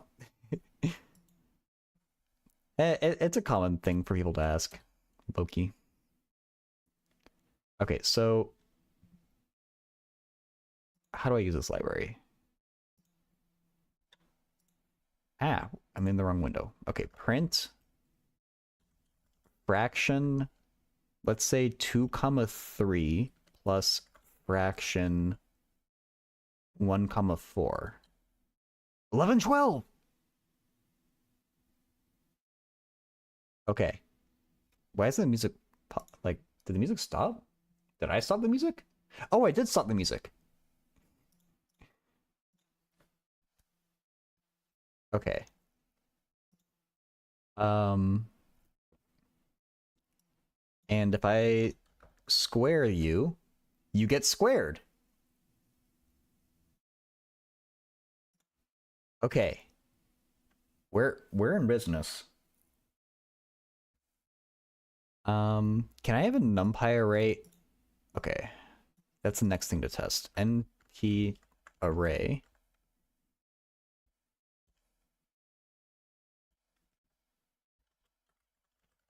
Fraction 4, 5 plus 1.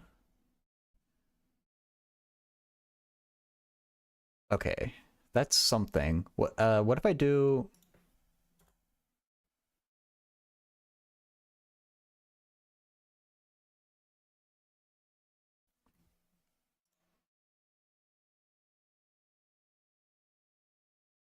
Hey Loki.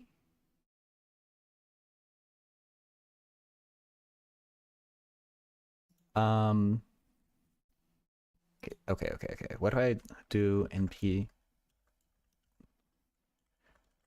fraction 1, 2 plus oops. Wait, comma. Just add 1/2 to each of these. That's so it actually okay. Um wait, this second number is what I expect, right? 4/5 plus 1 is 9/5.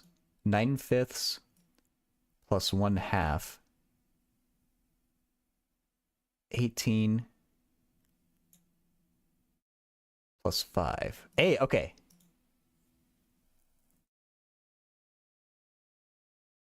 I don't know, Karam Sharma. I think they shouldn't be that hard.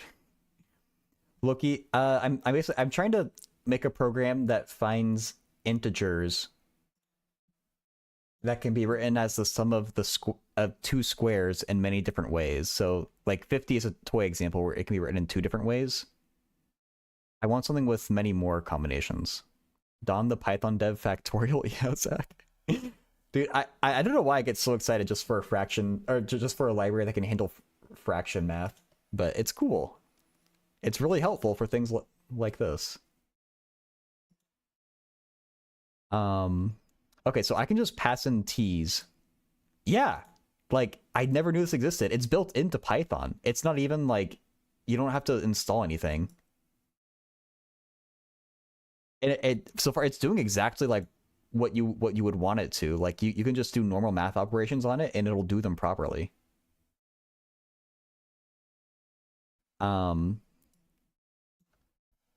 Same. I didn't know this existed until I Googled it just now.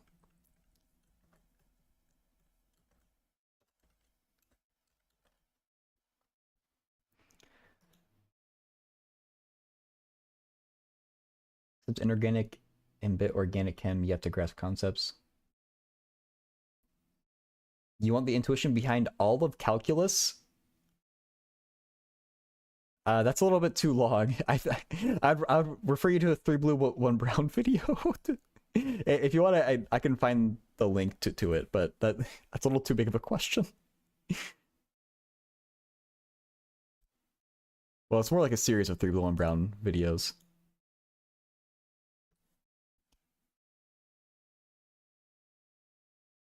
Okay, so what is the actual algorithm we're doing? We just want to pick a bunch of values for t. T vowels, rational number values. I don't think they have to be less than 1.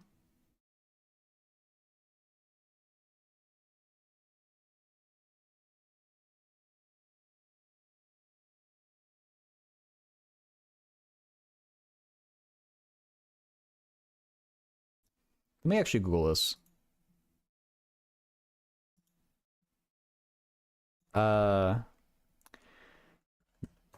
Integers that can be written as the sum of squares. Sum of two squares theorem. Sums and slopes. That, you know, that's about the best you can do in 2 words, yeah. Okay, this is a very literal name for the theorem, and I love that.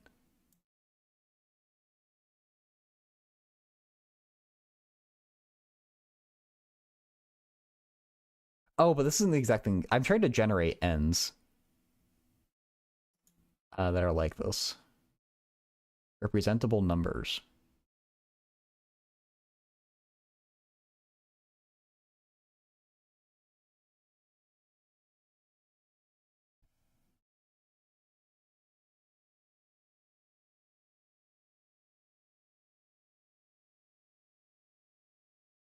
Hmm.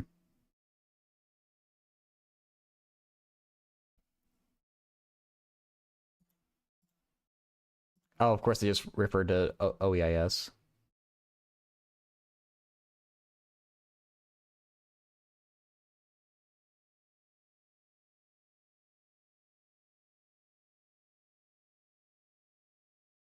Positive epsilons. I mean, okay.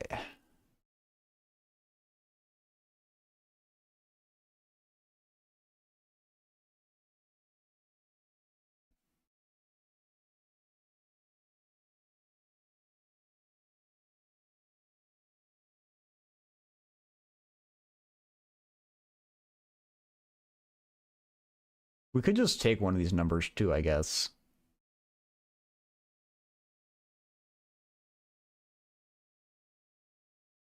Numbers whose cubes are the sum of 2 squares. Huh. It's interesting those are the same.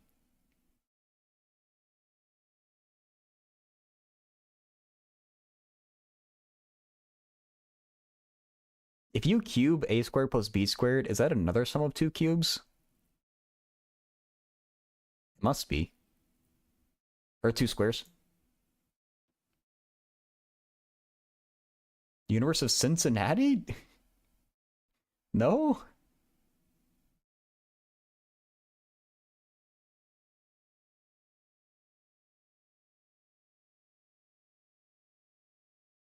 Sorry, it's sometimes fun to read the comments on OEIS.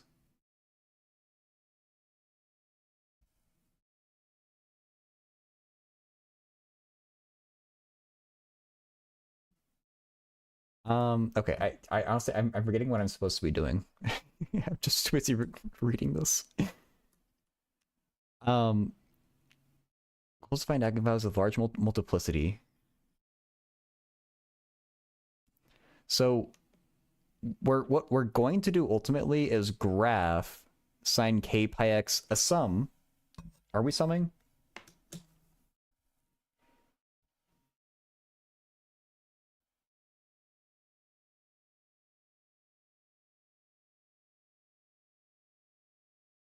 I guess we're summing.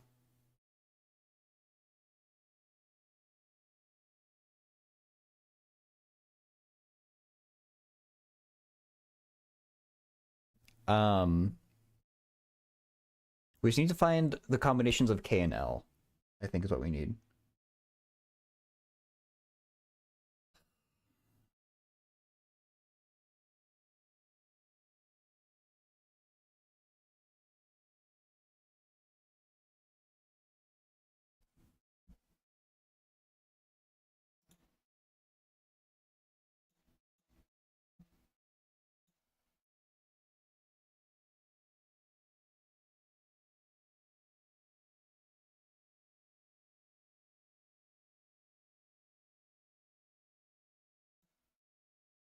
Int input.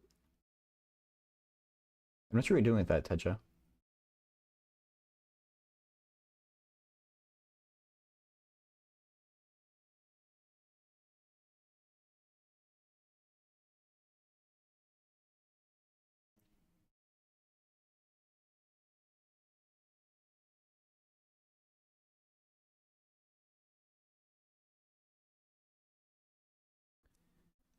Um,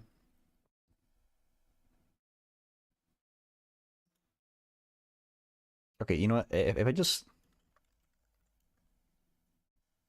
fraction 1, 2, fraction 1, 4.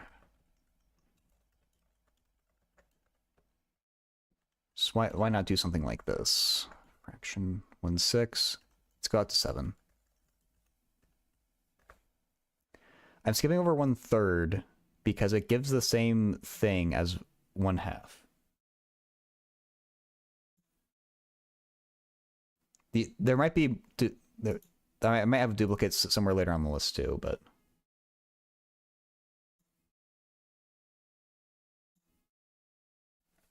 I'm not going to worry about that. Many eigenfunctions share the same eigenvalue. I mean, many is relative, but there's definitely some that have duplicated eigenvalues, or like multiple eigenvalues, or repeated eigenvalues. Oh, this is the George Lopez theme song.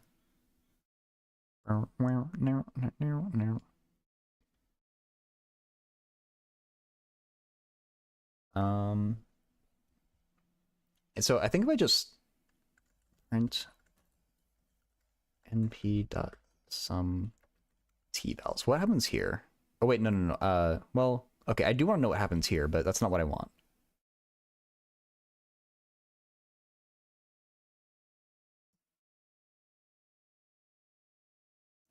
Why is that more than one? Oh, because it's just more than one. That's the reason why. I made 420 though without even trying. That's kind of funny.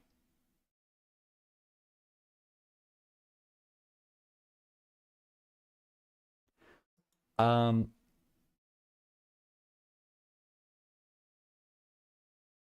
I can I want to express these all with a common denominator is what I really want.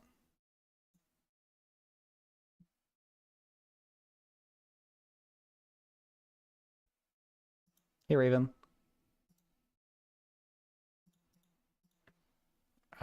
Python fraction library.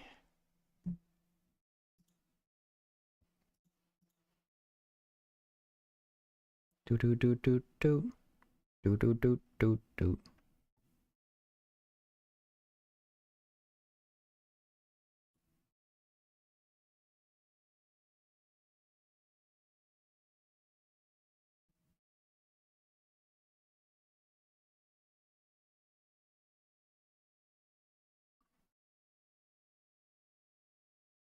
Okay, I guess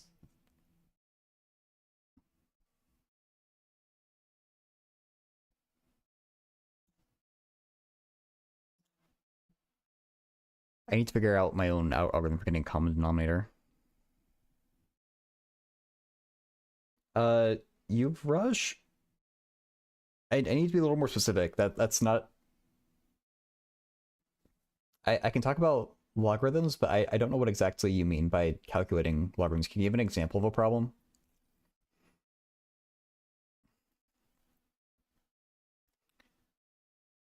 Um, is there like a least common multiple?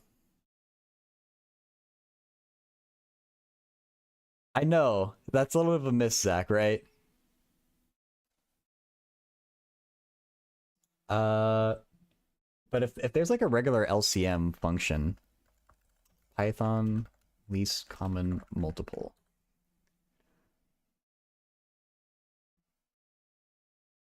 You know, I feel like it's truly in the spirit of Python, where if there's not a library to do it for you, you just don't know how to do it yourself. I feel like uh, that's how I feel about Python. That's what Python has done to me. Log 69.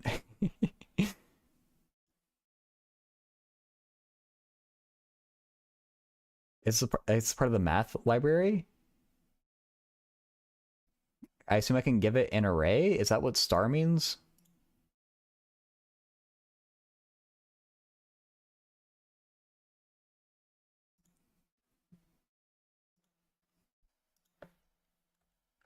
Import math. Print math.lcm e.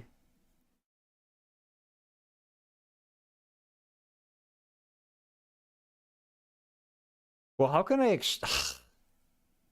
I don't know how to extract the denominators easily from this array. Is fraction.denominator a thing at least? It is, okay.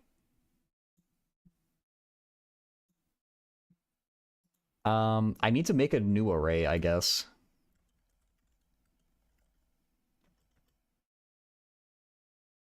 NP dot zeros, like this is getting really stupid.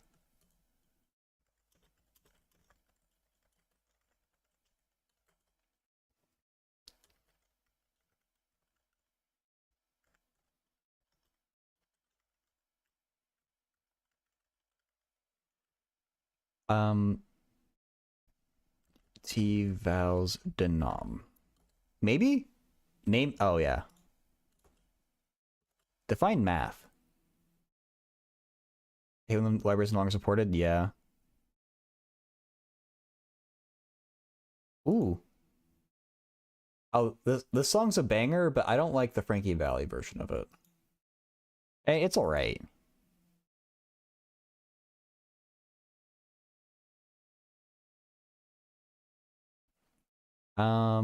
Integer scalar arrays can be converted to a scalar index. Hmm? Wait.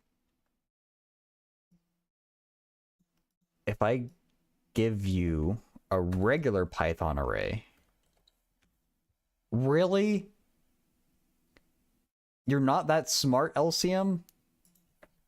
Oh my god. Can you at least do an arbitrary length, an arbitrary number of parameters? You can. Okay.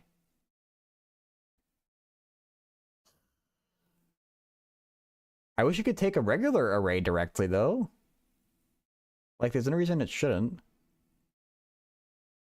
Um, how do I...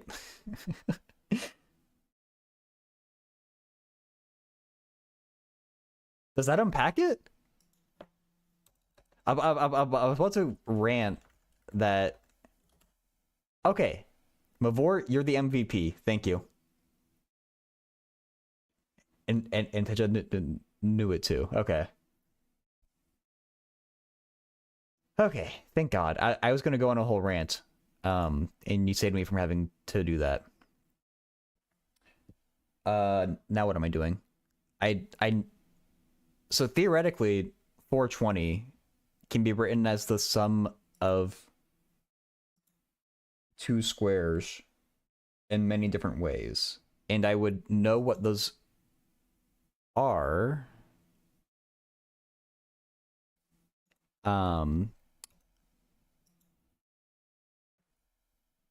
by updating all of these fractions to have 420 as their denominator. That's what I want. So I need... Okay. T vowels factor is equal to np dot zeros like T vowels. Actually, no, I don't even need to do that. Denom LCM.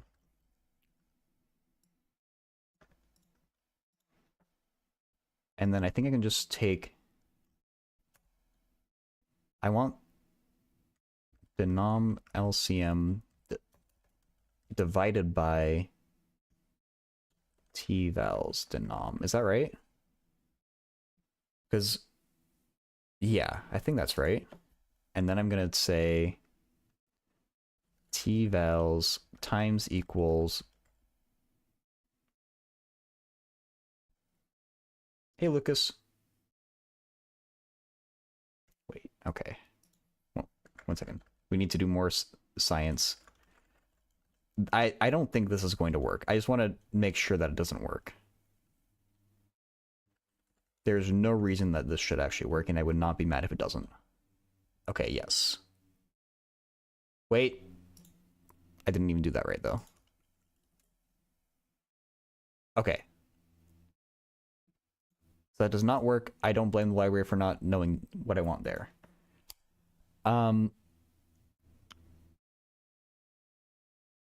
Should maybe make a YouTube series where I explain all the stuff I find necessary to know when getting into uni. Ooh. That's cool.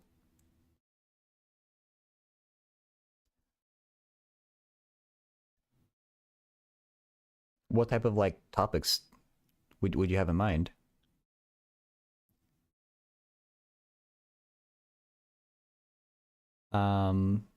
Okay, so then what do I do? I basically I'm trying to create an array. Wait. I take t-vals to nom. Oh, yeah. Good call, Teja, thank you. I'm gonna take... Ooh. So, okay.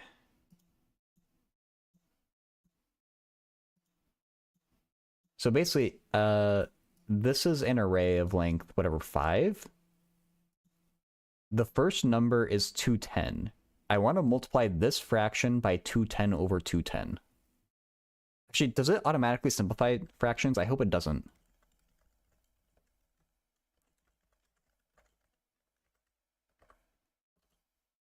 It does. Well, that's annoying. Can I make it not simplify that? I was hoping it wouldn't.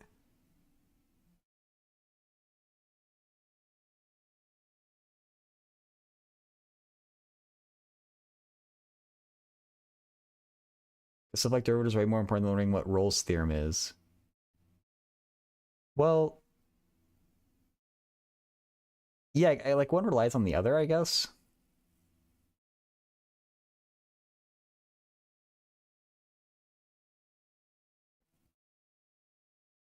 But it is generally more important to understand what a derivative is than a specific theorem like Rolle's theorem. I can get behind that. Okay, this library is becoming... Okay. I think... we don't need to get the entire fraction. We only need the numerator. I feel like I feel like I'm making the fraction library is actually really not necessary to do what I'm doing now. um, my numerators are all 1.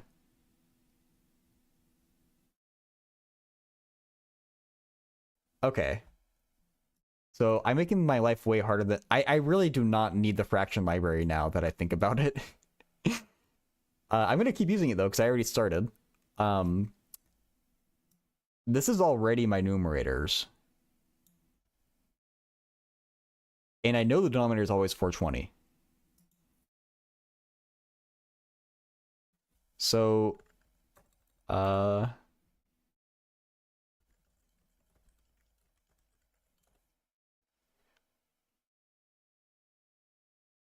what does this tell me again?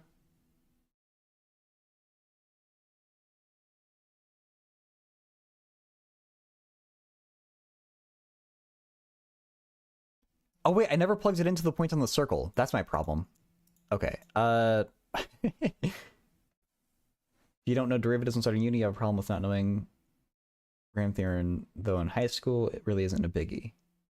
Yeah, I mean, I agree with that. Like, they often don't emphasize the concepts enough, and a lot of times on the specific things, like what you're talking about with Rolle's theorem, you can kind of skip over that or just like memorize your way out of it.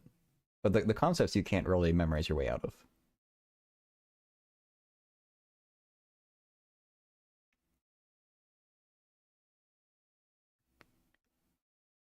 Okay, so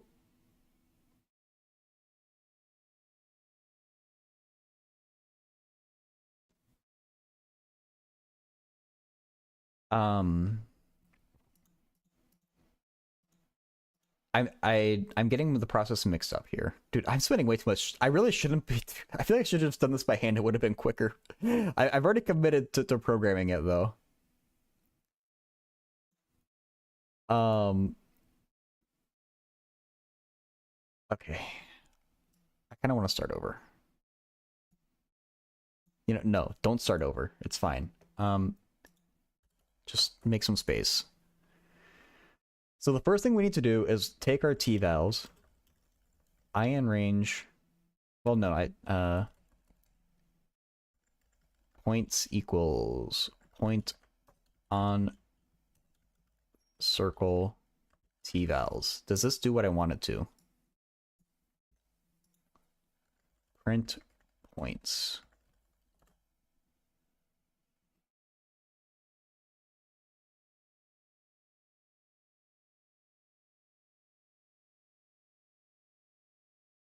This is the wrong shape, isn't it? This is my first exam period I can go into without any stress. The only exam I have to watch out for is French. The rest seem like 35% on... Wow, that's a great position to be in, Lucas. Hell yeah. Nice job on doing the work to get to that place.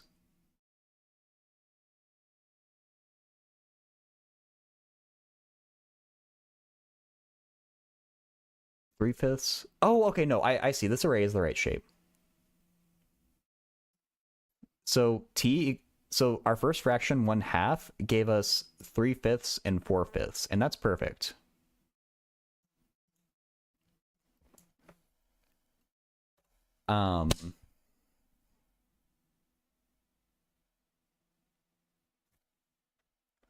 Actually print t-vals. I just want to make sure I'm gonna index this array right. Wait, really? Dot shape.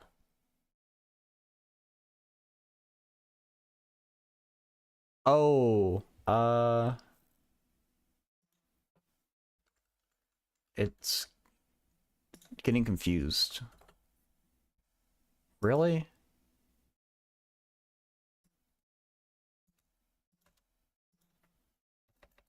If I did 0, 0. No? What the hell? Or wait, no. Oh, because I'm doing... Oh my god. I'm just accessing the wrong array. Okay. 2 by 5. God. Okay. So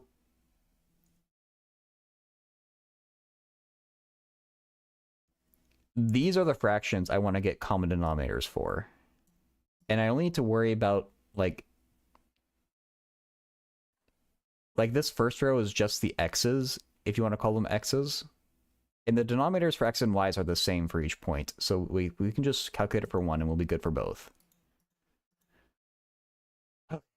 And that's where this code will come in handy. But we need to not worry about t-values and worry about points. Points 0. Is that what I want? Points, if I do just points, well, okay, this is the thing I should do, so it's clear. All columns, only the 0th row.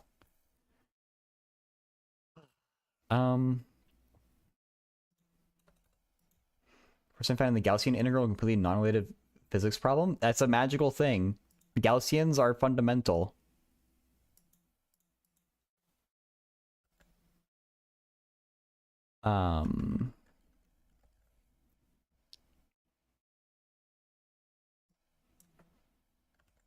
They just kind of pop out at you.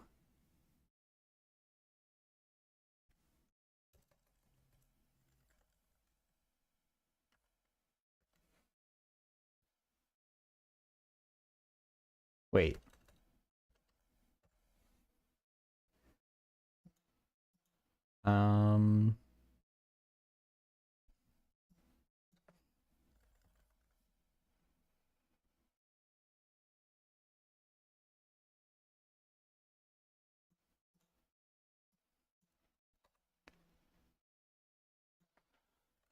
Points factor denom LCM / points denom.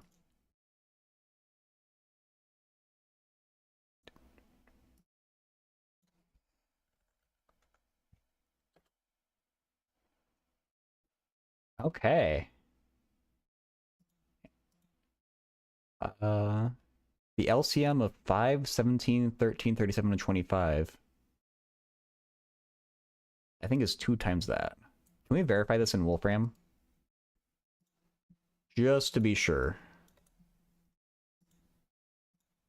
LCM, just do a test, like 2, 3, or 2, yeah.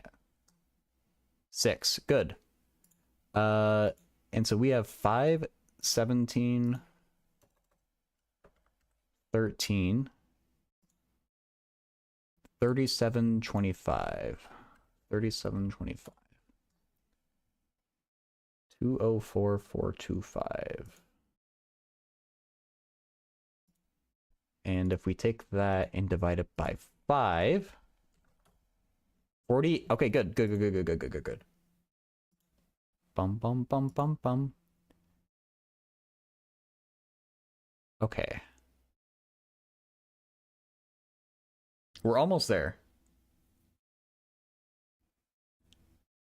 We do need to print.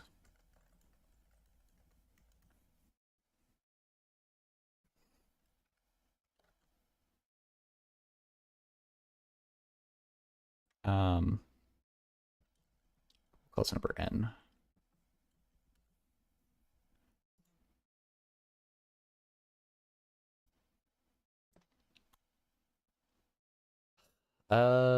Now what?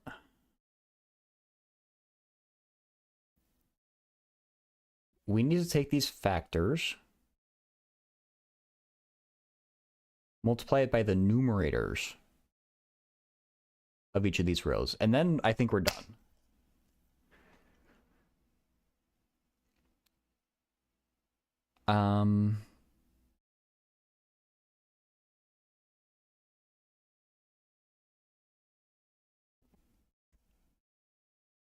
And so I could be lazy and just break the denominators.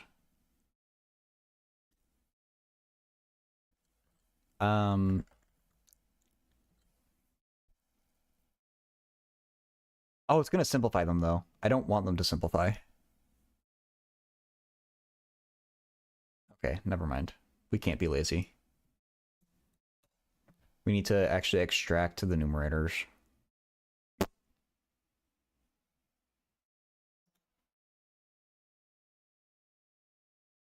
Okay. This is... I feel like there's got to be a way better way of doing it than this.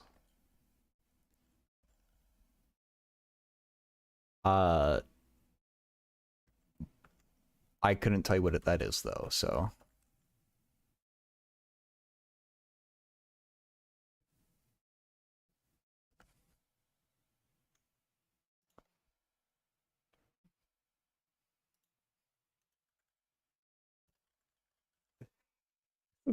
so bad. It's numer 0I is equal to points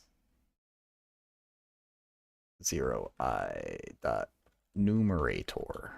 Points numer 1I is equal to points 1I dot numerator. Okay. And then we will take print points numer times points factor.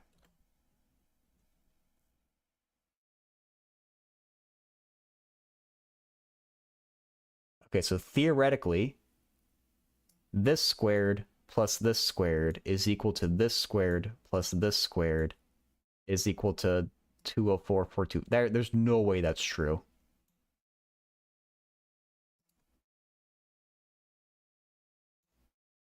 What did I do wrong? This number is way too big.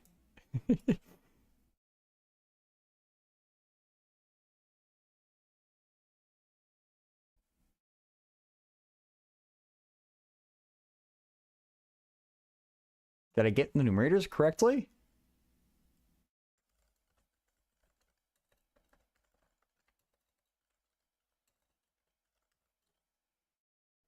Three, 4, 15, 8, 12, 35. Seems right. Only checking the first row. Uh...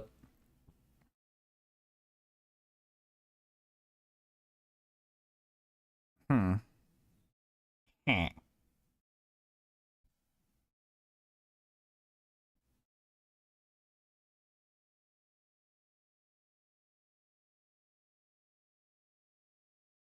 Hmm.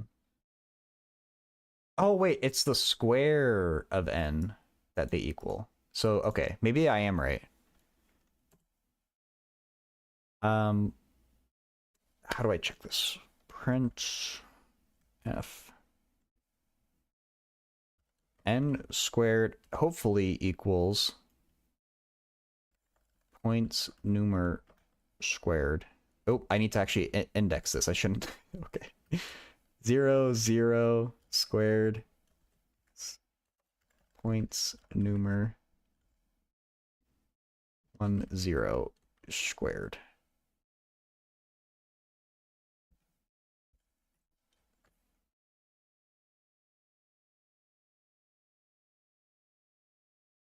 What? Okay, wait.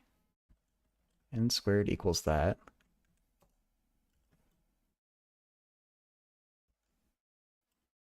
A squared plus B squared. Bruh. I don't know why I called that denom LCM.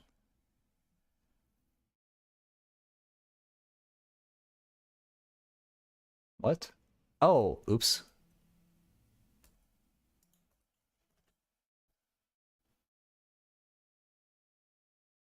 Oh my god.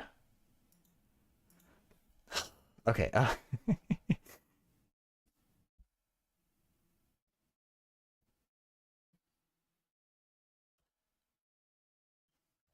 Points numer times equal points factor. Oh my god.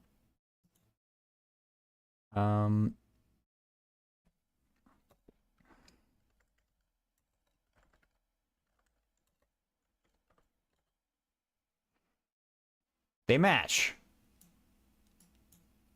Okay, now let's do a loop to verify this for the entire array.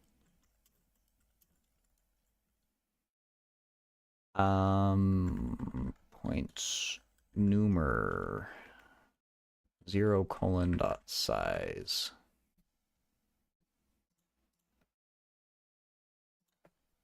I.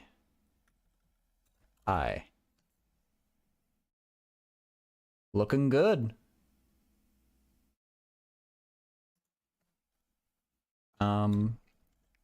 Even jazz this part up a little bit too.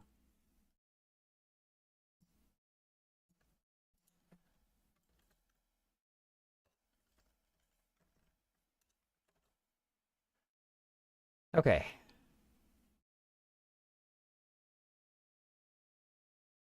We found our number. Now what? We need to actually do the point of this homework assignment, which is not number theory.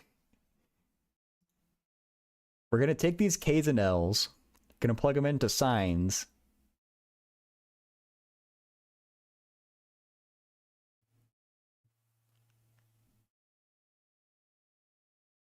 And we need to find level sets. Okay. There's a function for that. There's a library, as always happens in Python. Python level sets. It might be called like contour or something also.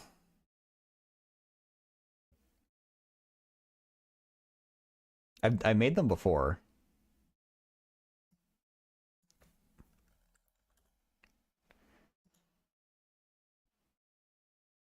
Yeah. So we want contour.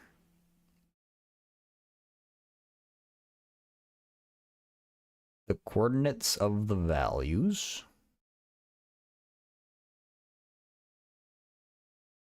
The height values.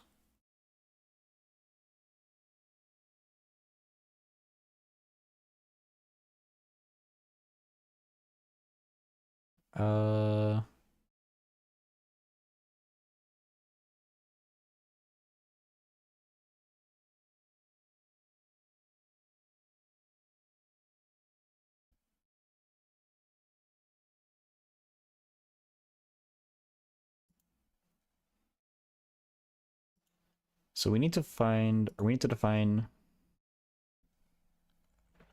def func xy. It's going to return, hey, Aeneas.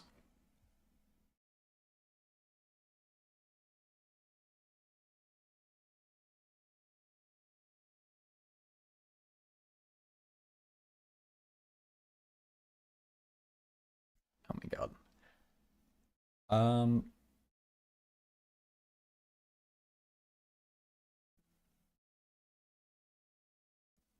I guess we need xy kl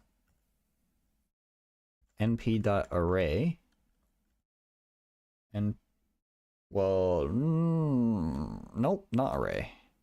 np.sign np.pi times k times x times np.sign np.pi times l times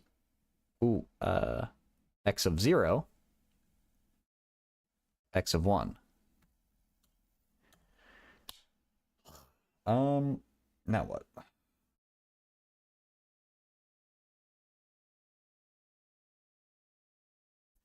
So K is gonna be the first row of points numer, L is the second row of points numer.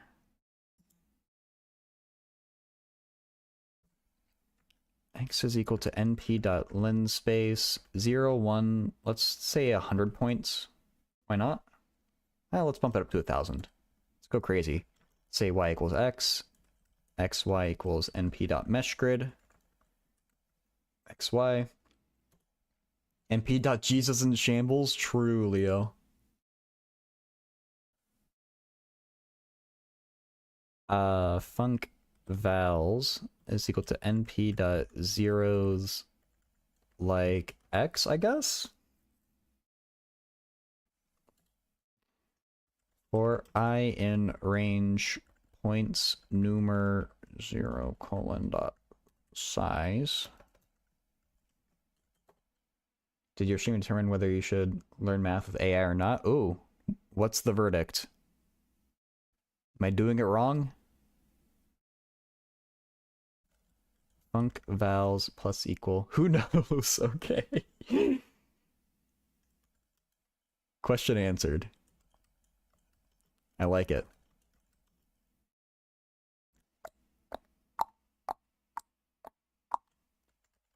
Points numer 0i.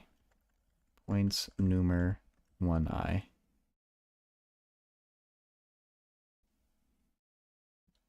Okay.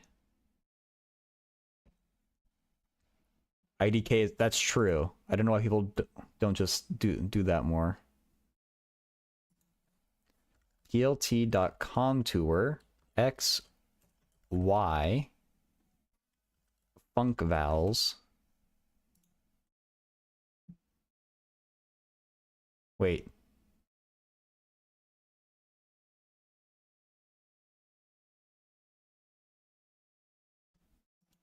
Am I misunderstanding what you want from me?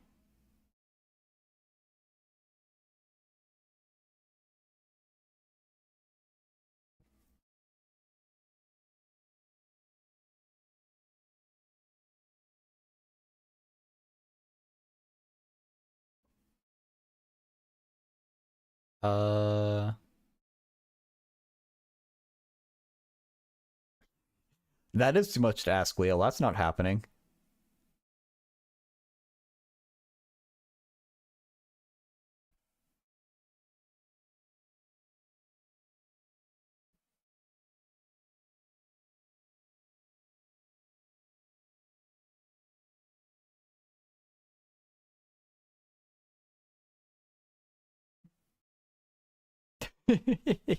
You do that, Leo.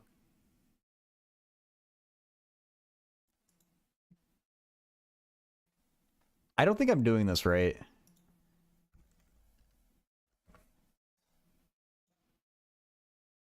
I think func vals is the wrong shape, but we send it. Oh, that that's not what I want. It must be something.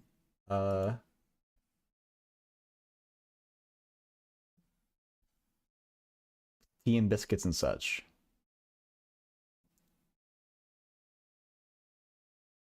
It sounds good, Leo. Enjoy. A few more days until you move back to the States. Move the 4th. Oh, God. Good luck, Sock, now. I hope that the move goes well.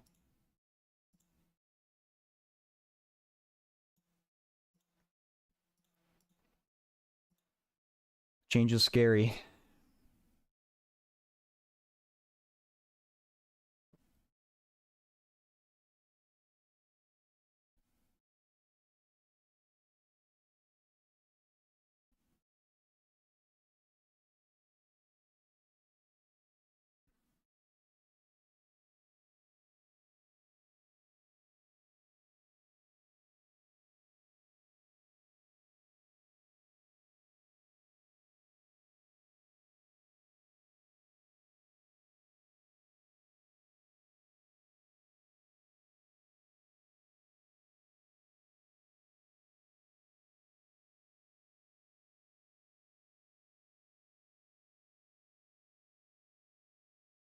I don't know what Borchards is.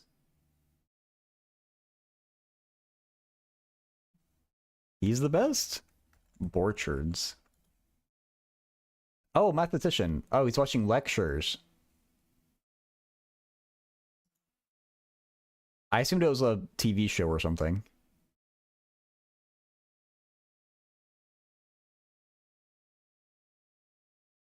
Monstrous Moonshine?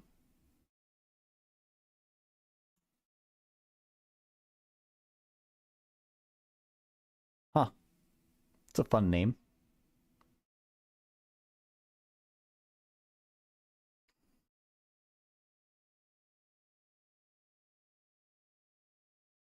Yeah, right.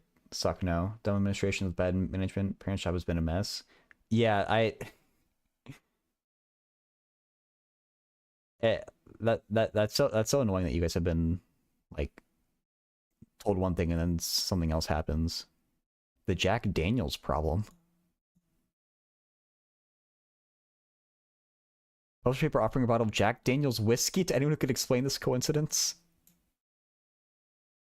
I hope that you can find something to appreciate about the place where you move, and that's not all bad. But I know it's not like where you want to be. You can solve the Jack Daniels problem, no issue. Yeah, it'll be gone before you know it. Oh, everyone's favorite mathematician, Jacques Tits.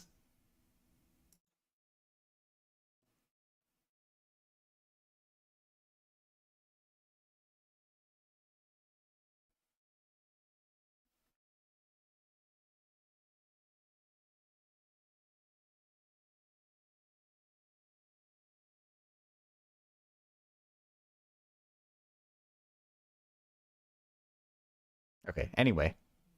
How did I even get on this Wikipedia page? Oh yeah, because of Borchards. Um,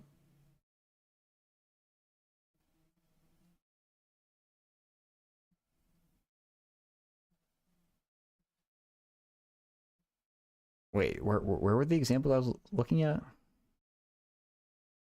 Actually, okay, this might be a better thing to look at.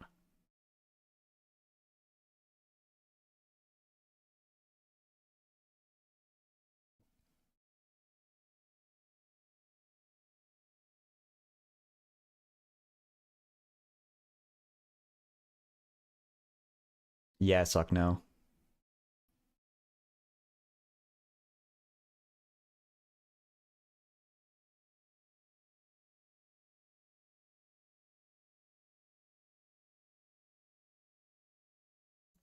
You know, I feel like this example, I feel like I'm doing it right. Wait, am I doing it right?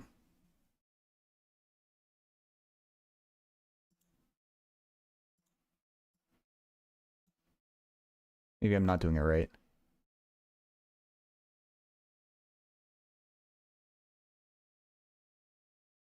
Uh, am I doing it? I think I am.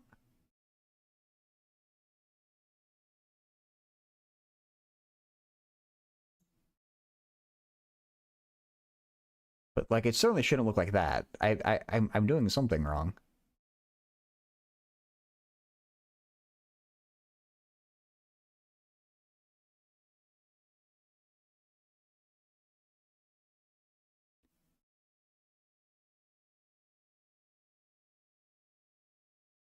Wait. Oh my god.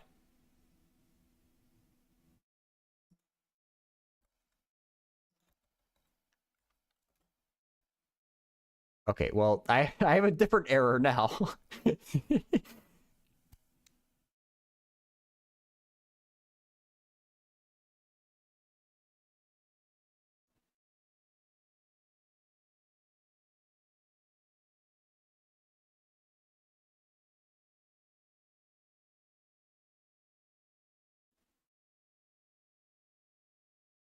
um,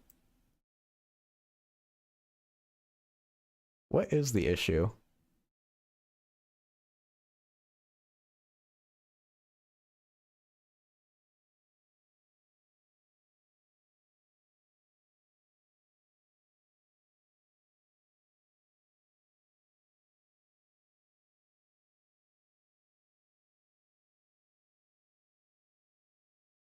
Come on, I really want to get a pretty picture here.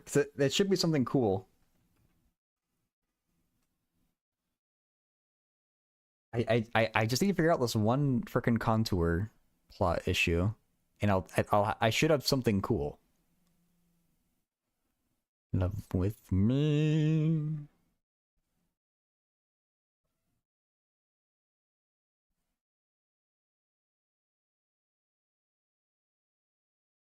Hmm.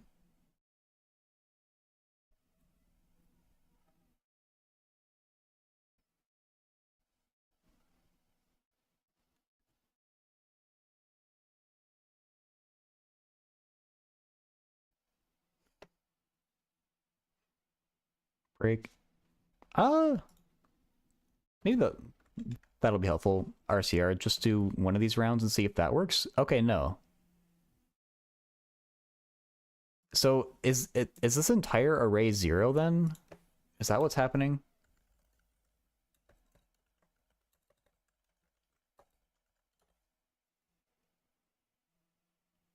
It's essentially 0. It's not quite 0. That's not 0.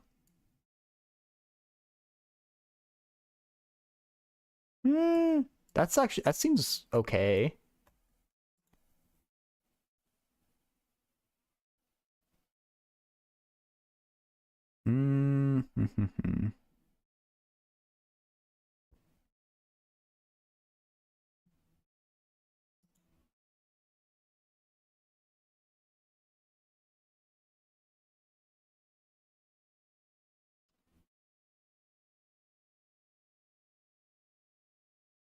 Well, basically what I'm trying to do is I'm trying to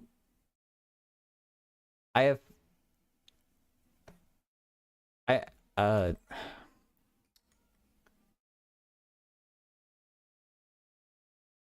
the function I'm making is sine of pi times some number k times x times sine of pi times some number l times y. But I have a bunch of different values for k and l, and I want to sum all of those up, is what I'm trying to do. Like I have 5 different values for each of these that are like paired up. Okay, I have 5 pairs of k's and l's, I should say. And I want to sum up all of those pairs. That's why I did this initially 0. And then doing the plus equal.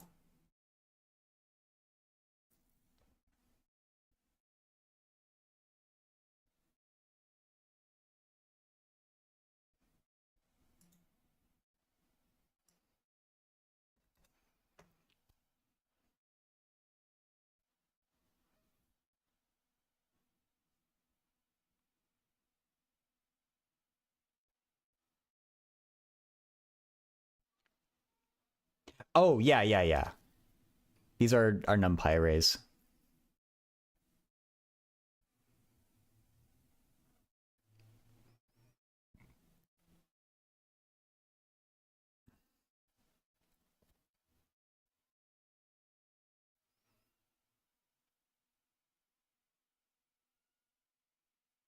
You know, we could even go to Desmos just to see what this should look like.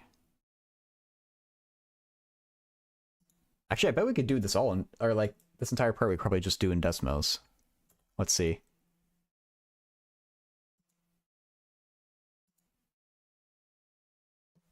Z equals sine pi kx sine pi l y all,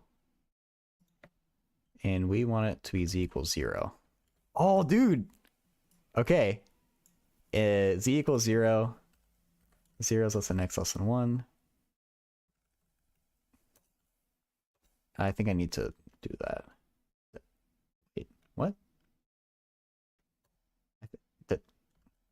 Desmos, please calm down.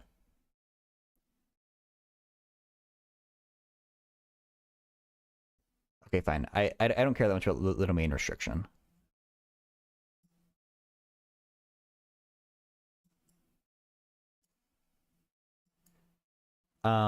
And so just to do one of the things that I found. Well, okay. Actually, no, I can't exactly do the thing that I want to do in Desmos. Whoa.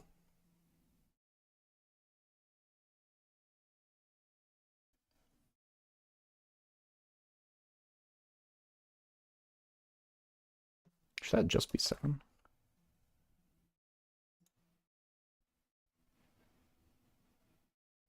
I need to sum a bunch of these over ranges of k and l, so that's why that's not going to work.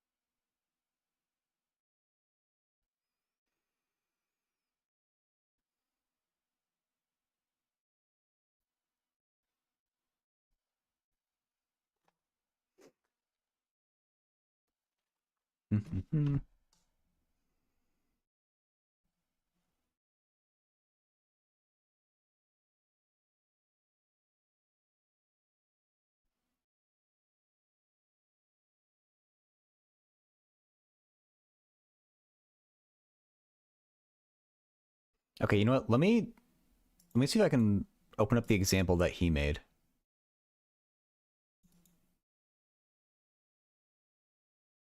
And see, let's see if I can get a matching thing. I probably can't, but let's find out. It's in a Mathematica notebook. It's taking a second to open up.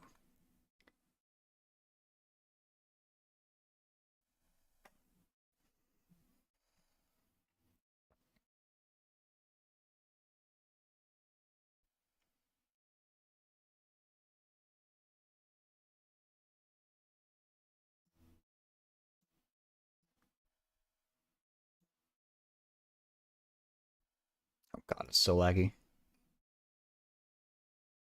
If the stream is losing frames, it's because of this giant Mathematica notebook. Okay, how am I going to do this? I need to add a new window capture. Mathematica.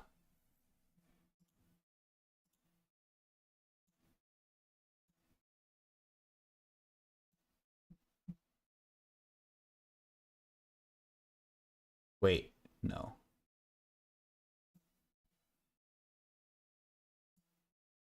Really? Why are you lying to me, OBS?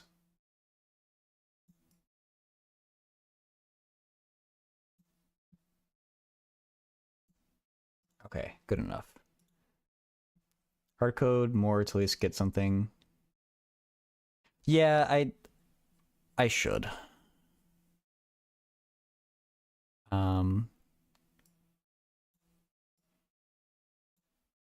Oh, I need to run this notebook probably. That would help. Anything up here to run? I don't think so. Can I run all? I don't know. Mathematica confuses me. So yeah, you get all these different patterns.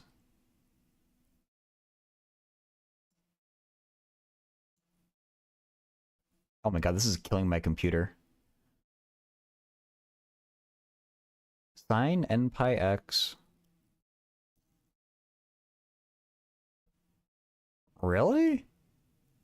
Why is this extra sign bit here? Like SIGN. I think because of duplicate. Maybe, I don't know. What is he plugging in here? Oh, well, actually, ugh. It's for different M's and N's.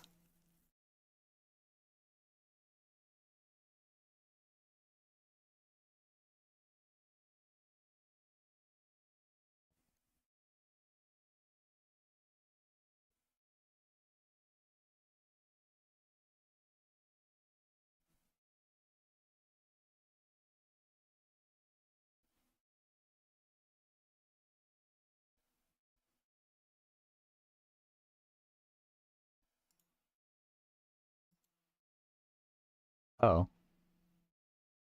Hmm.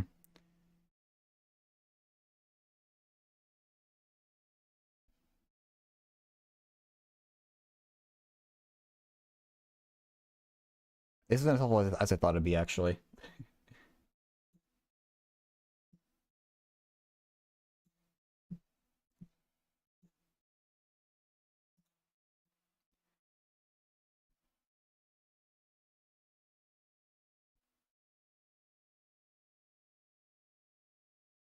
Let me look back at the homework assignment.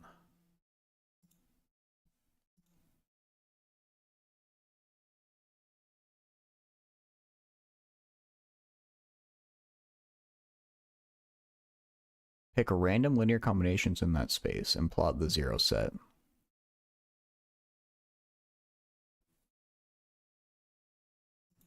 Well, if it's a zero set, I guess you could get cancellations is the point. Confused why we ever choose a coefficient that's not 1.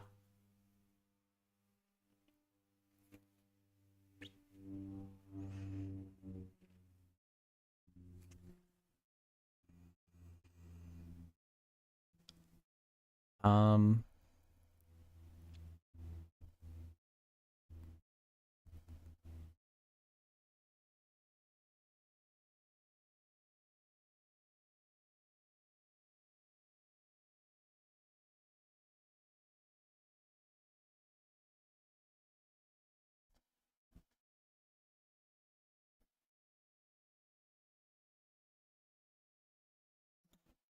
okay, yeah, we should do what our RCR is suggesting here. Let's hard code. Let's take an example from this notebook. If m equals, okay, 8 and 9. Actually, I don't even need to copy paste this.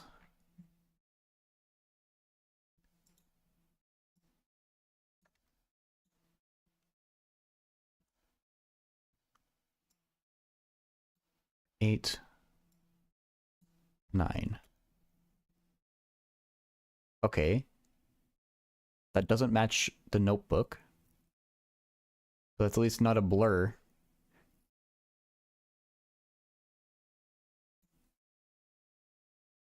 This is what 8 and 9 gets me here.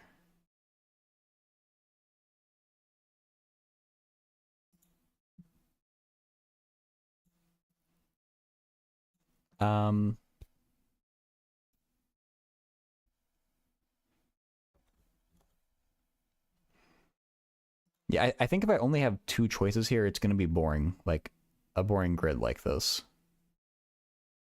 It's actually... Am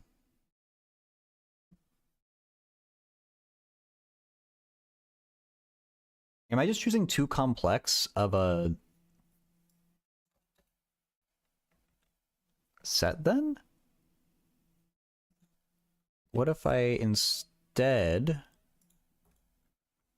chop it down to U?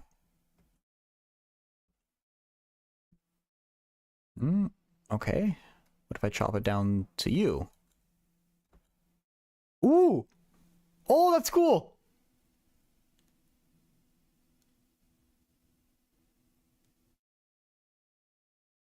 So I was just choosing too complicated... Okay.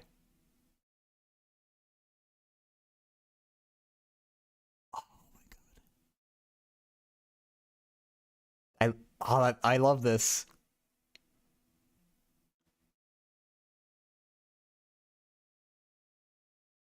It's like, it's interconnected too. Like, okay. What if we change that to like a 5? What happens? Ooh. Similar, but bigger.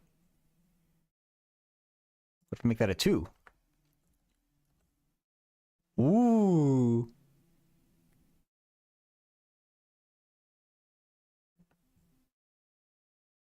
Okay, this is fun. Let's just keep...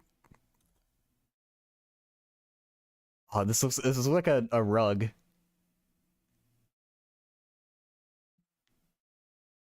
What about 7? Boring. Well, we've already had this. What about 3? Oh, so, I don't know. Why?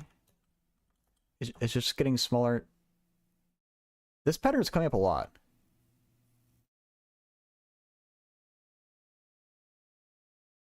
I think the reason I had a pure purple screen before was because it was this pattern, but just like way too much. If I made it not 1,000, would it? How'd it look? Okay, that's fine.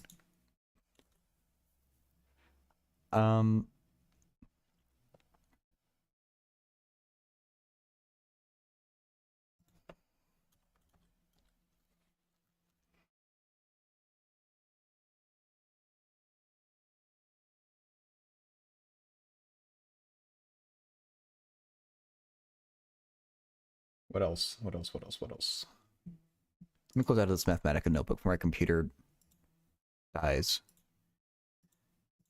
Okay, can we get a third one back in here? Fraction, I don't know.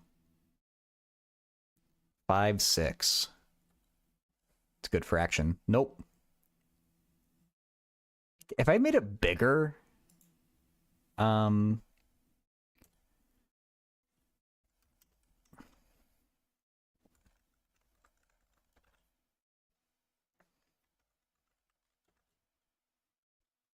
by 10?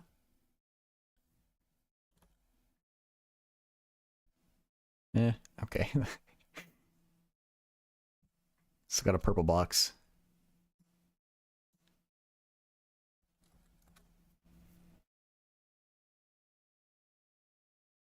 Maybe that's a little too big. Let's go 8 by 8.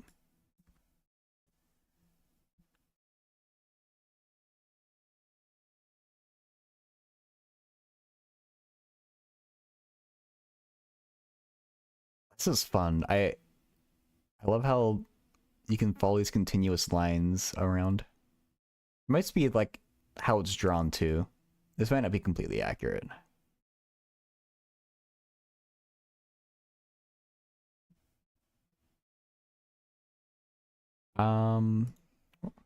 I wonder what, like, can I do a fraction that's more than 1?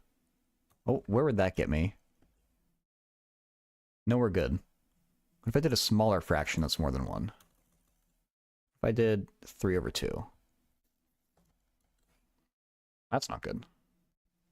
I did 1/2. Ooh, that still works. Okay. Not that different.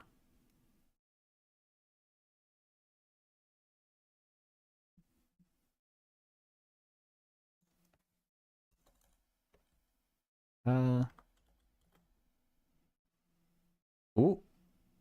It's right at the edge of being filled up.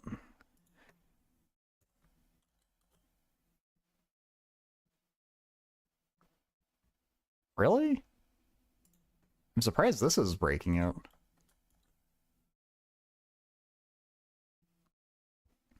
Okay.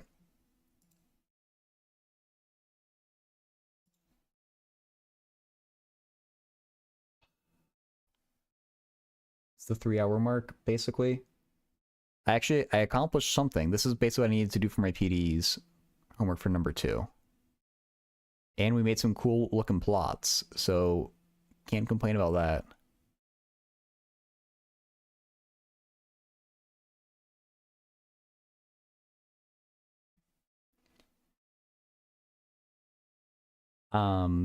There's a cool animation in here.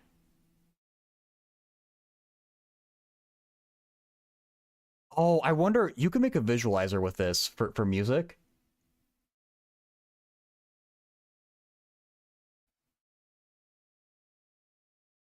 Oh, that'd be a cool project.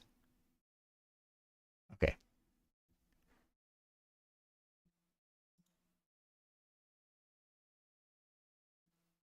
I do think I'm gonna wrap up the stream up here though for the day.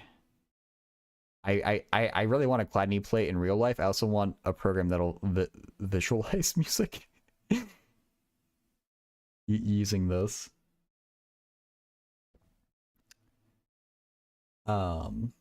Yeah. Thanks for being here. It's a fun problem. Oh yeah. Let me show you. Just show you what I can. Yeah, so we never needed it for this problem. So I'm taking a partial differential equations class. I was looking at problem 2 here, and we've just been learning about eigenfunctions in general.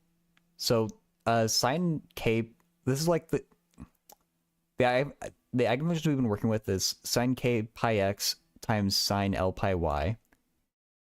That's the eigenfunction for the Laplacian in 2 dimensions. And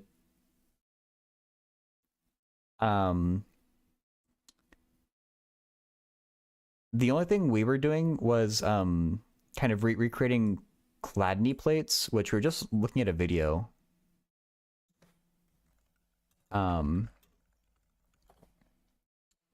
of these on YouTube. They're really cool.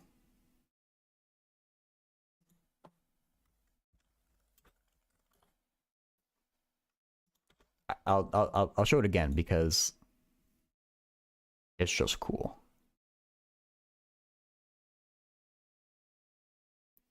So it's sand on a plate that's vibrating. That's all that this is.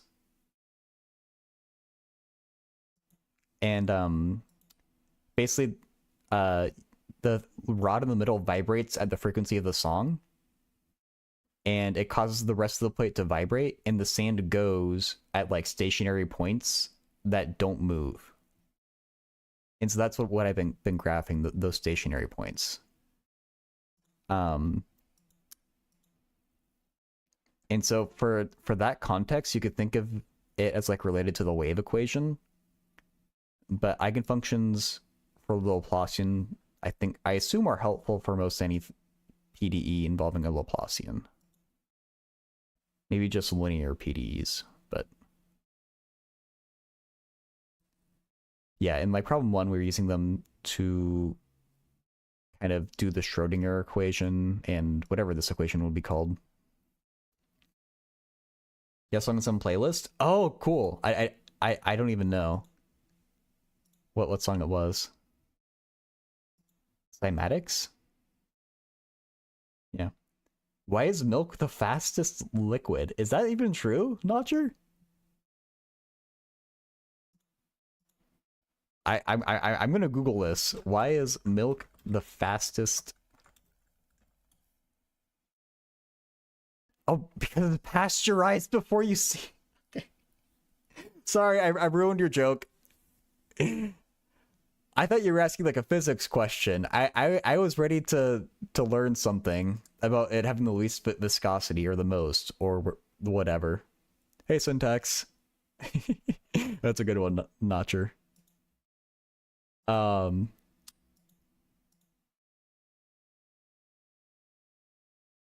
So yeah, what was I saying about this? Yeah, so it's just like it's just quantity plates are just kind of cool. And so I think that's all this homework assignment really wanted us to like, or that's all this problem on this homework assignment wanted us to like explore. Ugh,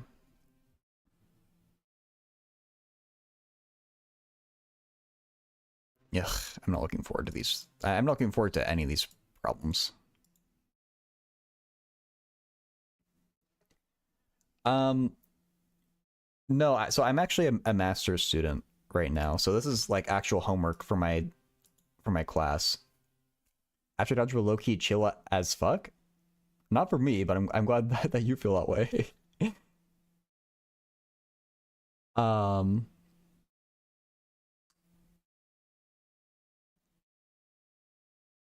so yeah, this is just like a class that I'm taking. I'm trying to think like if you want if you just want like some ODEs in your life. Oh, is the website going to work? Okay, it's back online. Pause online notes is my favorite website for everything calculus, and the differential equations isn't as good, but it's still pretty good. So if you just want a review for like typical stuff you learn in ODEs. Oh, even there's section on PDEs. That's funny. I never have looked at this. This is only basic PDE stuff, but that's still something. This is a great resource just to remember like how to solve problems. I'll take a look at that in a second. Notcher. I don't think I've heard of that. There is also let me find it. MIT OpenCourseWare. And I'm sure there's a differential equations class.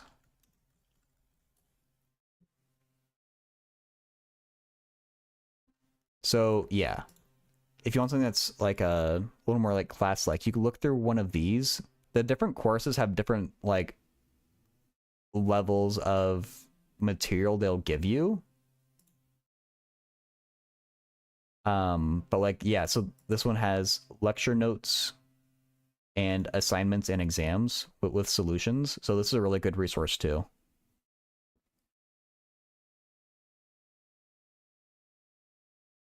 Oh, okay, and there's a recommendation for lectures too. I haven't heard of Arthur Matic. Um, okay, separating axis theorem.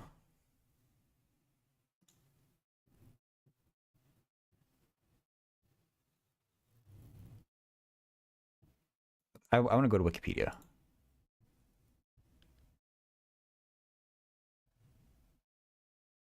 Disjoint convex sets. Ooh, this could be really useful for like detecting collisions in like a video game.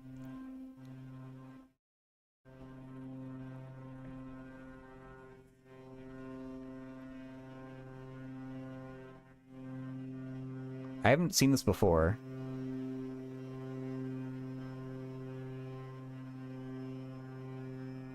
If both these sets are closed and at least one of them is compact, there is a hyperplane in between them, even two parallel hyperplanes in between them separated by a gap.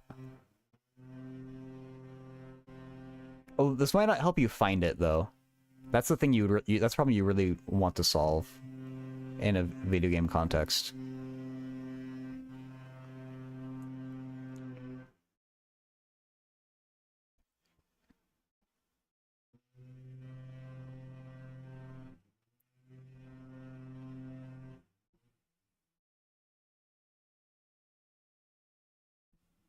Okay, I think Wikipedia is going to be... They're probably not going to talk about... Oh, okay, I see it's being asked on game dev.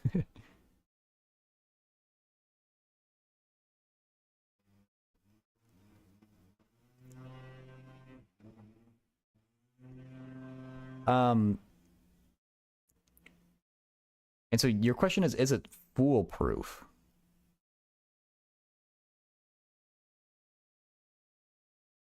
Um,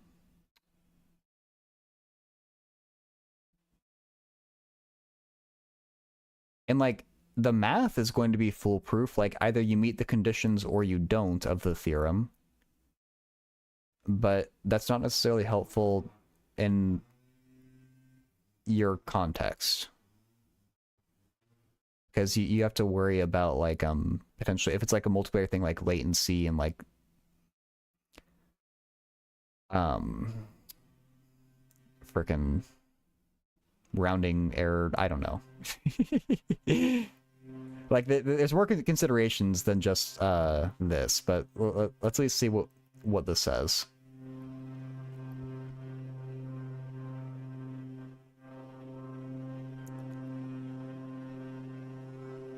Also, I apologize for the leaf blower. I can see my mic is picking it up, and there's not much I can do about that.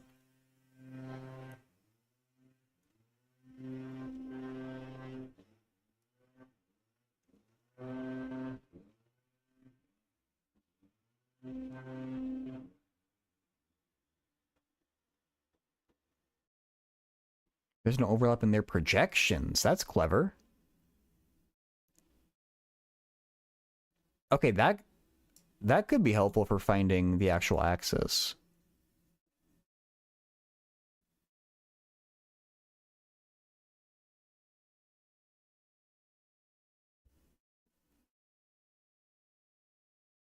Ooh.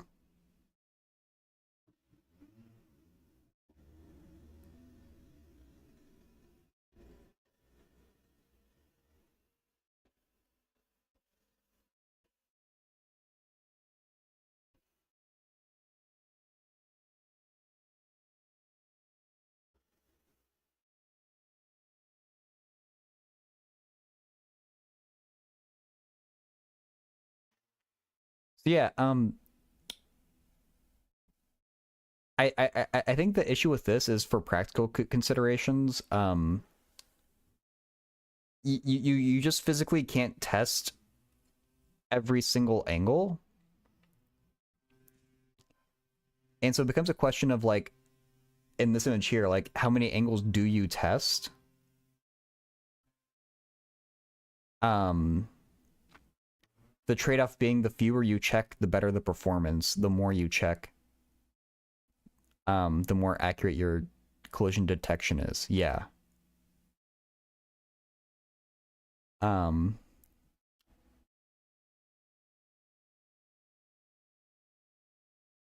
This is an interesting problem. So I've wondered how games do this before, and this is kind of cool. That this is at least one way to do it.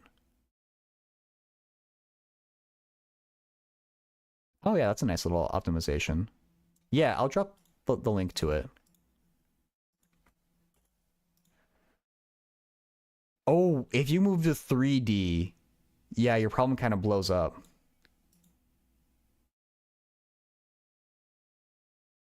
Thank you for the follow, by the way.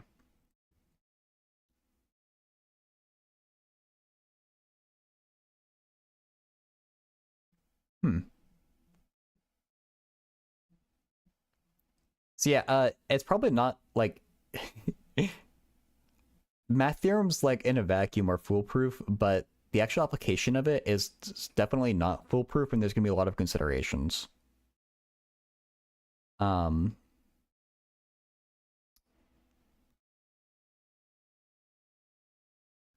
I I'm sure there's a lot of ways to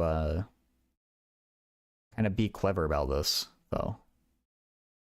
Like I'm sure this is a problem that's been maybe not completely solved, but like there's certainly been a lot of work done on it.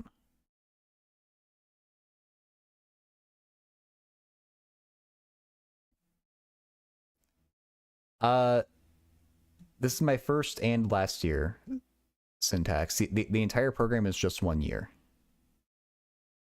So in like 2 weeks, I'm going to graduate if all goes well. It's yeah, it's not common to have a 1 year master's program. I'm just kind of skimming this without really reading it. It's using some linear algebra tricks.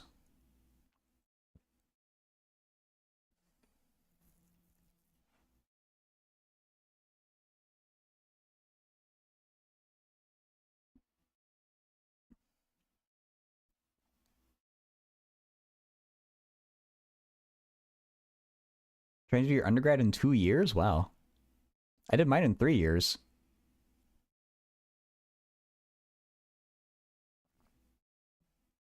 How easy was it for you to get university credit before entering uni?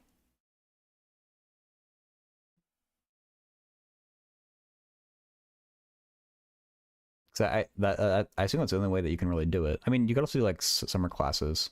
It's meant to be. Oh, okay, okay. That makes more sense. I do actually know someone who got a 4 year degree in 2 years though, because he just had that many credits. Didn't have any. Okay, okay.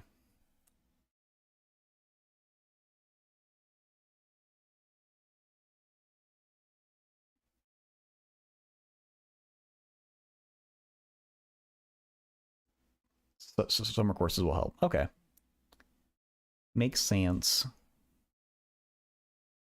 So yeah, I did like AP classes to get credits before entering college, and then I also did some summer courses too.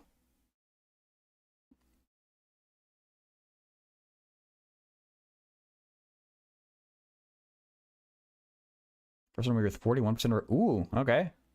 Off to a good start. Oh, and you've been doing the tests too, right?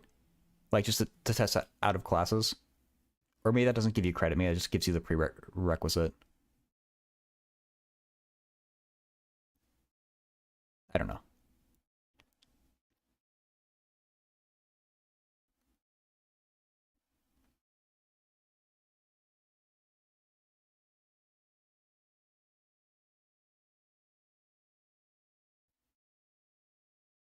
You have 2 sets of 3 courses? Ooh, wow. That sounds kind of intense because summer courses are usually shorter by a lot.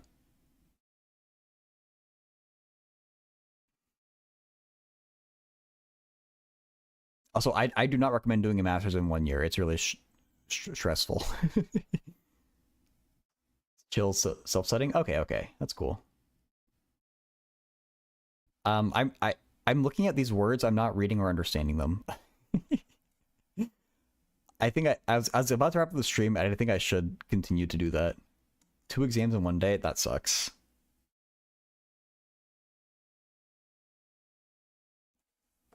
Ugh. So yeah, I'm sorry. I do want to end the stream. I'm sorry to cut up a conversation though. Syntax. You won't score well on them, but you get them done. Shared timer? That's ridiculous. I had 2 finals in one day last quarter, and that was really annoying. A shared timer, that's just mean. Why would they do that?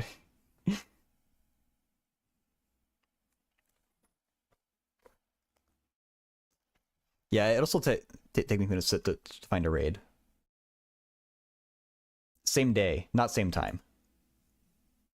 There's like a separation. Okay, yes, people here on YouTube, thanks for being here. I don't know when I'll be back on YouTube.